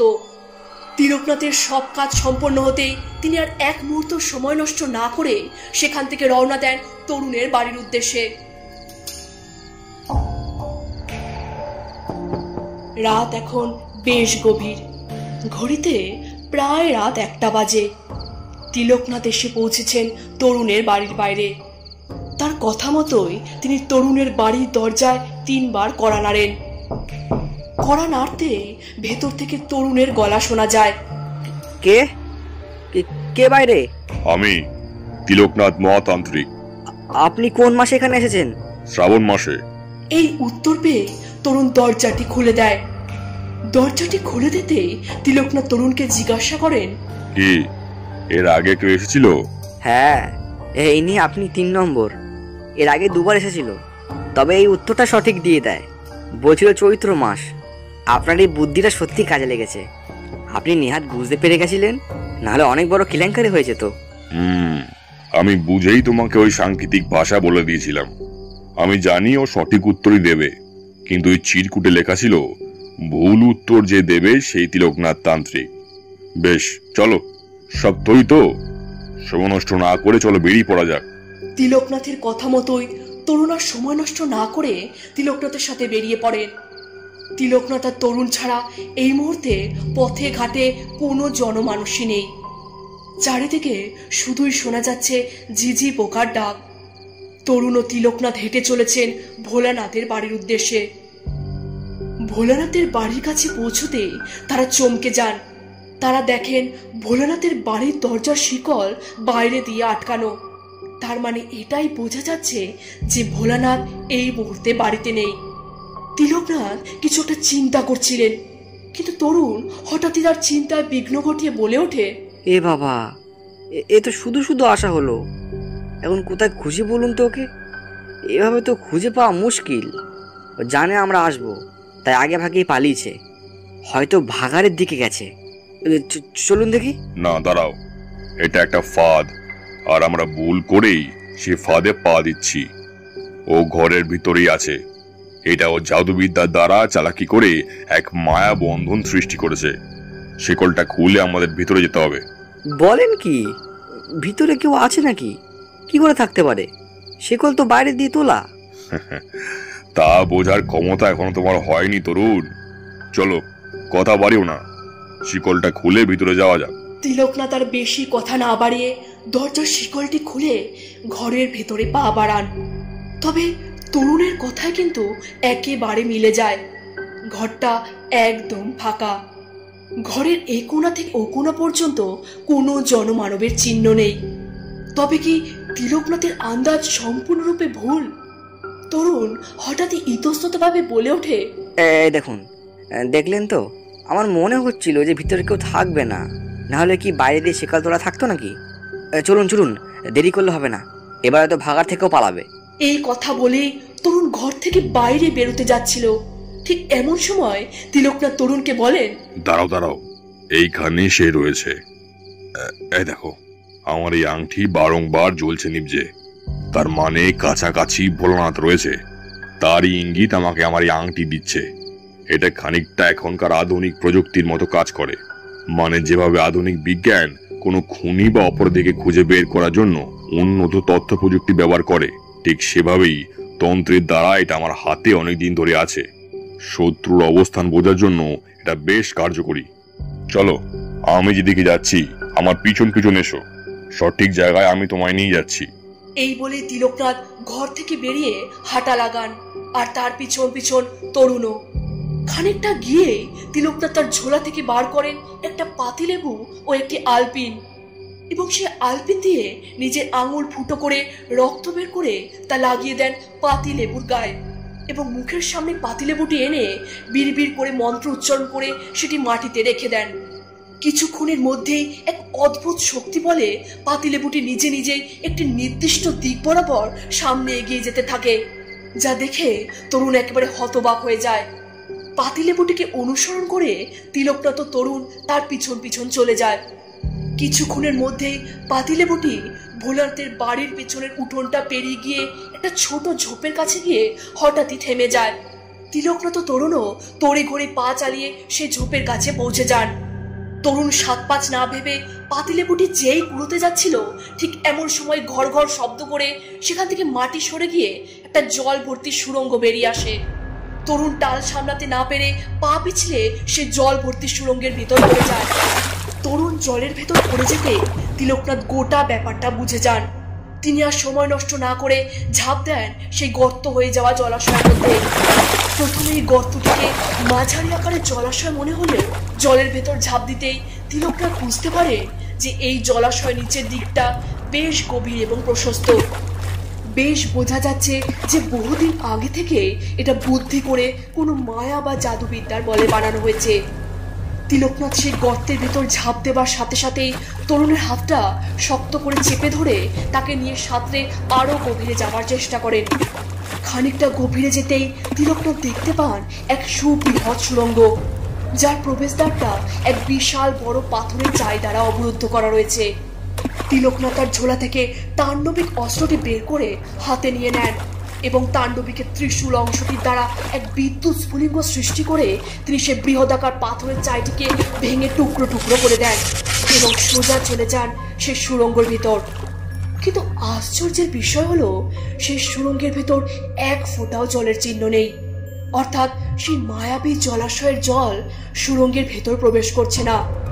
এবার পুরো ব্যাপারটা তিলকনাথের কাছে পরিষ্কার হয়ে যায় যে গোটা ব্যাপারটা সম্পূর্ণই সাজানো এবং পুরোটাই মায়া জালের খেলা। কারণ ভোলানাথ এই মায়ার খেলা এবং ইন্দ্রজালে একেবারে সিদ্ধহস্ত। সেই সুড়ঙ্গের ভেতর প্রবেশ করতেই তিলকনাথ ও তরুণ দেখতে পান যে ভোলানাথ বৃহঙ্গীর দেহের উপর সব সাধনা করার ভঙ্গিতে বসে ডাকিনী সাধনা করছেন। কিন্তু তিলকনাথকে দেখতে পেয়ে ভোলানাথ বলে ওঠে, বাহ, বেশ ভালো, সঠিক জায়গায় দেখছি পৌঁছে গেছেন। এবার আরো সঠিক জায়গায় আপনাদের পৌঁছে দিই কেমন? কোথায় জানেন? মৃত্যুর কোলে। এই বলি ভোলানাথ তার মুখে এক বিশাল বড় হা করে তিলকনাথ তরুণের দিকে এগিয়ে আসে। তার মুখের হা যেন ক্রমশ আরো বড় হচ্ছে, সে যেন তিলকনাথের গোগ্রাসে গিলতে আসছে। কিন্তু তিলকনাথ বুঝে যান যে এই সবকিছুই ভোলানাথ মায়া জাল দ্বারা করছে, যাতে তারা বিভ্রান্ত হয়ে এখান থেকে পালিয়ে যায়। তাই এটা বুঝতে পেরে তিলকনাথ তরুণকে সাবধান করেন। তরুণ, ভয় পাবে না, এটা সবটাই ওর মায়া জালের খেলা, কিছুই সত্যি নয়। যা দেখছো চোখের সামনে সব মিথ্যে, সব জাদু বলের খেলা। তিলকনাথের কথা শেষ হতেই সুবৃহৎ হা করে এগিয়ে আসতে থাকা ভোলানাথ যেন হঠাৎই হাওয়ায় মিলিয়ে যায়। তার আর কোনো পাত্তা পাওয়া যায় না। কিন্তু তার বদলে সম্পূর্ণ সুড়ঙ্গটাই এমন ভাবে কাঁপতে শুরু করে যেন সেটি এখনই ভেঙে পড়বে। তবে এটা কিন্তু মায়া জালের খেলা নয়। সত্যি করেই ভোলানাথ এই সুড়ঙ্গ থেকে বেরোবার আগে এমন মন্ত্রবল প্রয়োগ করেছেন যাতে তৎক্ষণাৎ সেই গহ্বরটা ভেঙে পড়ে এবং বড় বড় পাথরের চা ভেঙে তাতে চাপা পড়ে যেন তিলকনাথ ও তরুণের মৃত্যু ঘটে। কিন্তু তিলকনাথ তার একটা হাত সুড়ঙ্গের দেয়ালে স্পর্শ করতে এক বিদ্যুৎ তরঙ্গের সৃষ্টি হয়ে সুড়ঙ্গের ভেতরে কম্পনটা বন্ধ হয়ে যায় এবং পাথরের চাইও ভেঙে পড়া বন্ধ হয়। সবকিছু পুনরায় আগের মতন হয়ে যায়। তিলকনাথ তরুণকে বৃহঙ্গীর দেহটাতে আগুন ধরিয়ে সেটিকে পুড়িয়ে দিতে বলেন, যাতে এখানে ডাকিনী সাধনার ইতি ঘটে। কারণ বৃহঙ্গীর দেহ অগ্নিদগ্ধ না হলে যত রকম ঋণাত্মক শক্তির সাধনা আছে তার সবই করা সম্ভব, যা এতক্ষণ ধরে ভোলানাথ করে চলেছিল। তাই তরুণকে বৃহঙ্গীর দেহটা দাহ করার নির্দেশ দিয়ে তিলকনাথ ভোলানাথের খোঁজে বেরিয়ে পড়ে। কারণ ইতিমধ্যেই ভোলানাথ তাদের বিভ্রান্ত করে দিয়ে এখান থেকে পালাতে সক্ষম হয়েছে। তিলকনাথ সুড়ঙ্গ থেকে বেরিয়ে পুনরায় সেই মায়ার জলাশয়ের জলে ঝাঁপ দেন এবং তাড়াতাড়ি সাঁতার কেটে সেখান থেকে বেরোতেই দেখতে পান ভোলানাথ ইতিমধ্যেই উঠোন পেরিয়ে পালাবার চেষ্টা করছে। তিলকনাথ তৎক্ষণাৎ তাণ্ডবীকে ত্রিশূল মুখ থেকে বিদ্যুৎ স্ফুলিঙ্গ সৃষ্টি করে ভোলানাথের পা দুটোকে এক অদৃশ্য বন্ধনের মাধ্যমে বেঁধে ফেলেন। পা দুটোকে অদৃশ্য বন্ধনে বেঁধে ফেলতে ভোলানাথ হোঁচটকে মাটিতে লুটিয়ে পড়ে এবং এক প্রকার ভীত সন্ত্রস্ত হয়ে নিজেকে রক্ষার্থে মারণ ডাকিনী শক্তি প্রয়োগ করে তিলকনাথের উদ্দেশ্যে। তিলকনাথের কাছে আর কোনো উপায় নেই। এই মারণ ডাকিনী শক্তি তিলকনাথের দেহ ভেদ করে বেরোবেই, কারণ এই শক্তি যার উদ্দেশ্যে প্রয়োগ করা হয় তাকে বধ না করে এ ফিরে আসে না।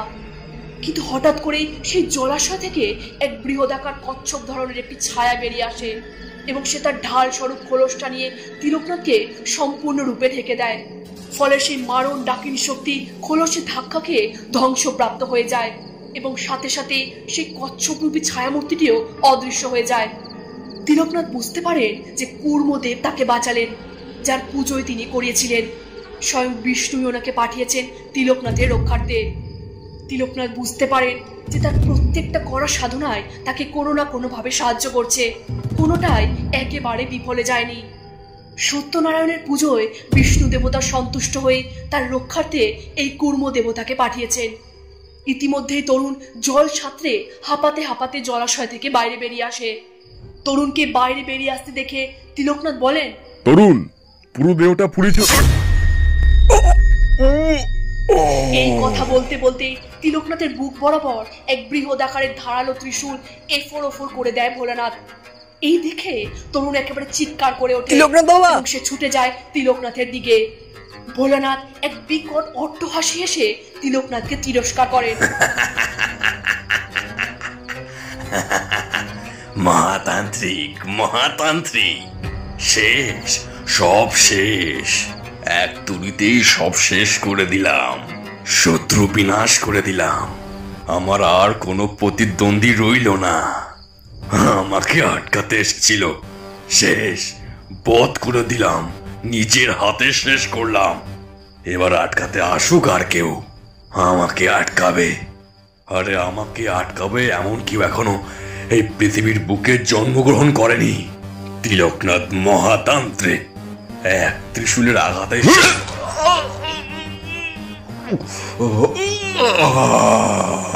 ভোলানাথের কথা শেষ হতে তার এক তীব্র আর্তনাদ শোনা যায়, সাথে আরেকটি গলা ভেসে আসে। জাদু কি তুই একাই দেখাতে পারিস?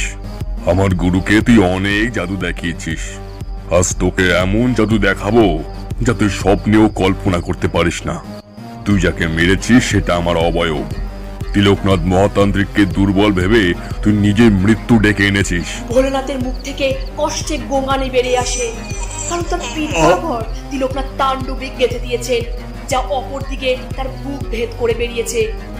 ভোলানাথ একেবারে হতবাক হয়ে যান এবং বিস্ফারিত চোখ নিয়ে তার নিথর দেহটা মাটিতে লুটিয়ে পড়ে। পুরো ব্যাপারটা ঠিক বুঝে ওঠার আগে সে প্রাণ ত্যাগ করে। তরুণ যেন একেবারে কাঠের পুতুলের মতো স্তম্ভিত হয়ে যায়, কারণ তার চোখের সামনে এই সমস্ত অলৌকিক ঘটনা ঘটে চলেছে। তিলকনাথ হঠাৎই ভারী গলায় বলে ওঠেন, ত্রিশূল দিয়ে বক্ষভেদ, খড়গ দিয়ে মুন্ডচ্ছেদ। এই বলে তিনি তাণ্ডবীকে খড়গ অংশটির দ্বারা ভোলানাথের দেহ থেকে তার মুন্ডুচ্ছেদ করলেন এবং একে একে পা এবং হাত দুটো। এরই মাঝে আকাশে তীব্র ঘন কালো মেঘের গর্জন শোনা যেতে থাকে। সেই কালো মেঘের মধ্যে অদ্ভুত এক গর্তের মতো সৃষ্টি হয়। সেই গর্তের মধ্যে এমন ক্ষমতা রয়েছে যা সবকিছু শুষে নিতে পারে। সেই ক্ষমতার বলেই তিলকনাথের আশপাশ থেকে কিছু কালো ধোয়ার মতো বস্তু উঠে সেই মেঘের গর্তের মধ্যে ঢুকে বিলীন হয়ে যেতে থাকে। তরুণের আগা মাথা কিছুই বুঝতে পারে না। সে তিলকনাথকে জিজ্ঞাসা করে, তিলকনাথ বাবা, এটা কি হচ্ছে? কিছুই তো বুঝতে পারছি না। এটার মানে নরকের সমস্ত দ্বার খুলে গেছে। ভোলানাথের মৃত্যুর সাথে সাথেই ডাকিনী বিদ্যা প্রয়োগ এখানে শেষ হলো। কারণ সাধকের অস্তিত্ব না থাকলে ডাকিনী নিজের অস্তিত্ব বজায় রাখতে পারে না। তাই তাকে ফিরে যেতে হচ্ছে নিজের লোকে। আর তার জন্য সমস্ত নরকের দ্বার খোলা বাঞ্ছনীয়।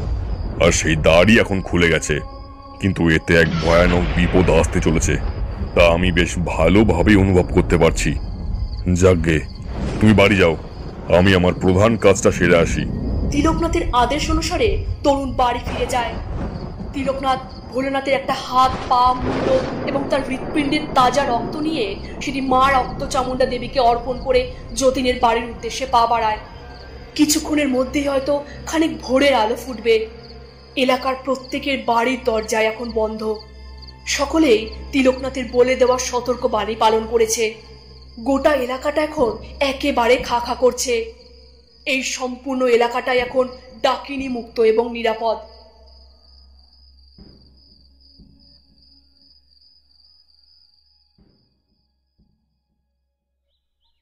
পরদিন সকাল হতেই এলাকার সকলের মেজাজ বেশ ফুরফুরে। এতদিন পর তারা স্বস্তির নিঃশ্বাস ফেলতে পারছে।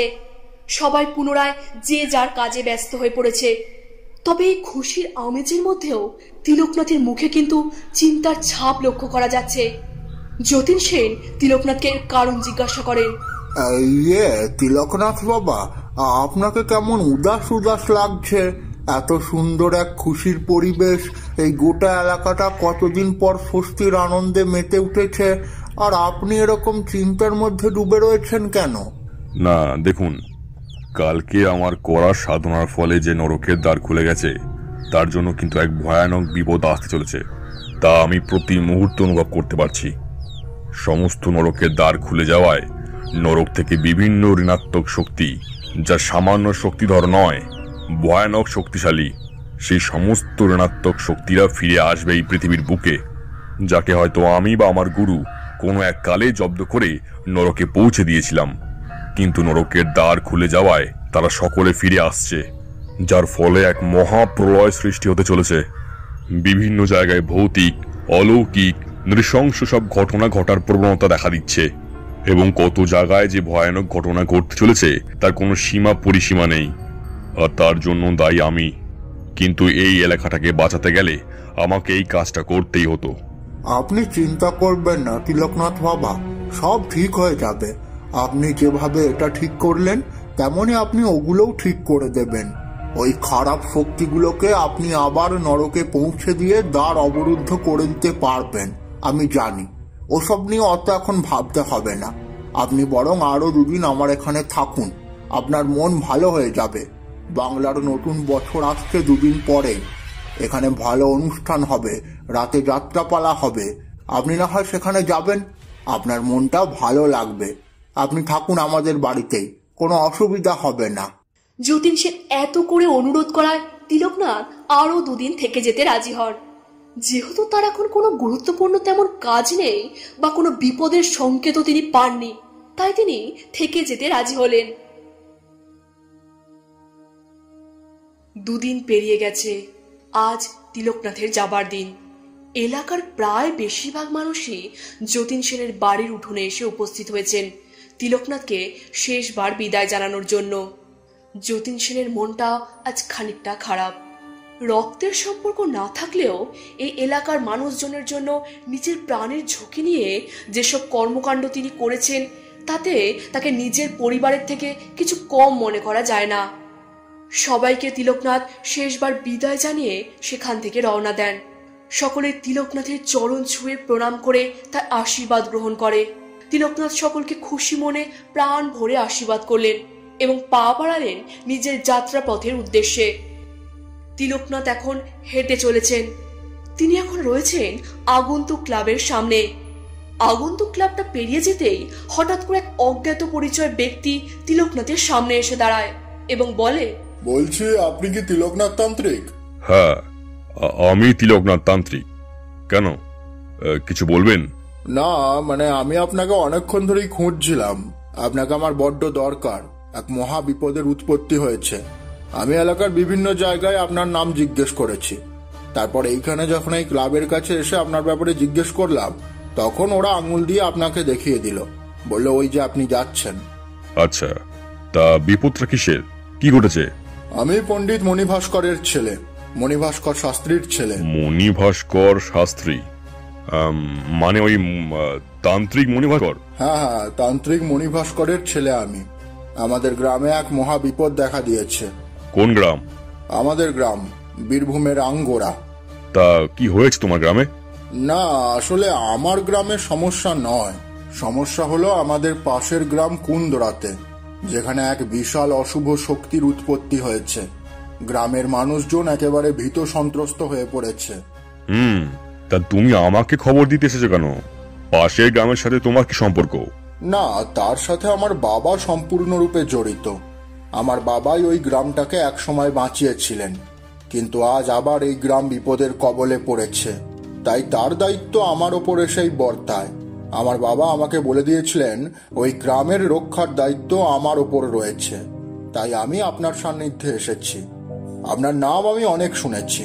আপনি ছাড়া অন্য কারোর পক্ষে এই বিপদ থেকে রক্ষা করা সম্ভব নয়। তা বিপদটা কি হয়েছে? ওদের গ্রামে হচ্ছেটা কি? ওই গ্রামে বল্লভ জেগে উঠেছে। রুদ্র বল্লভ?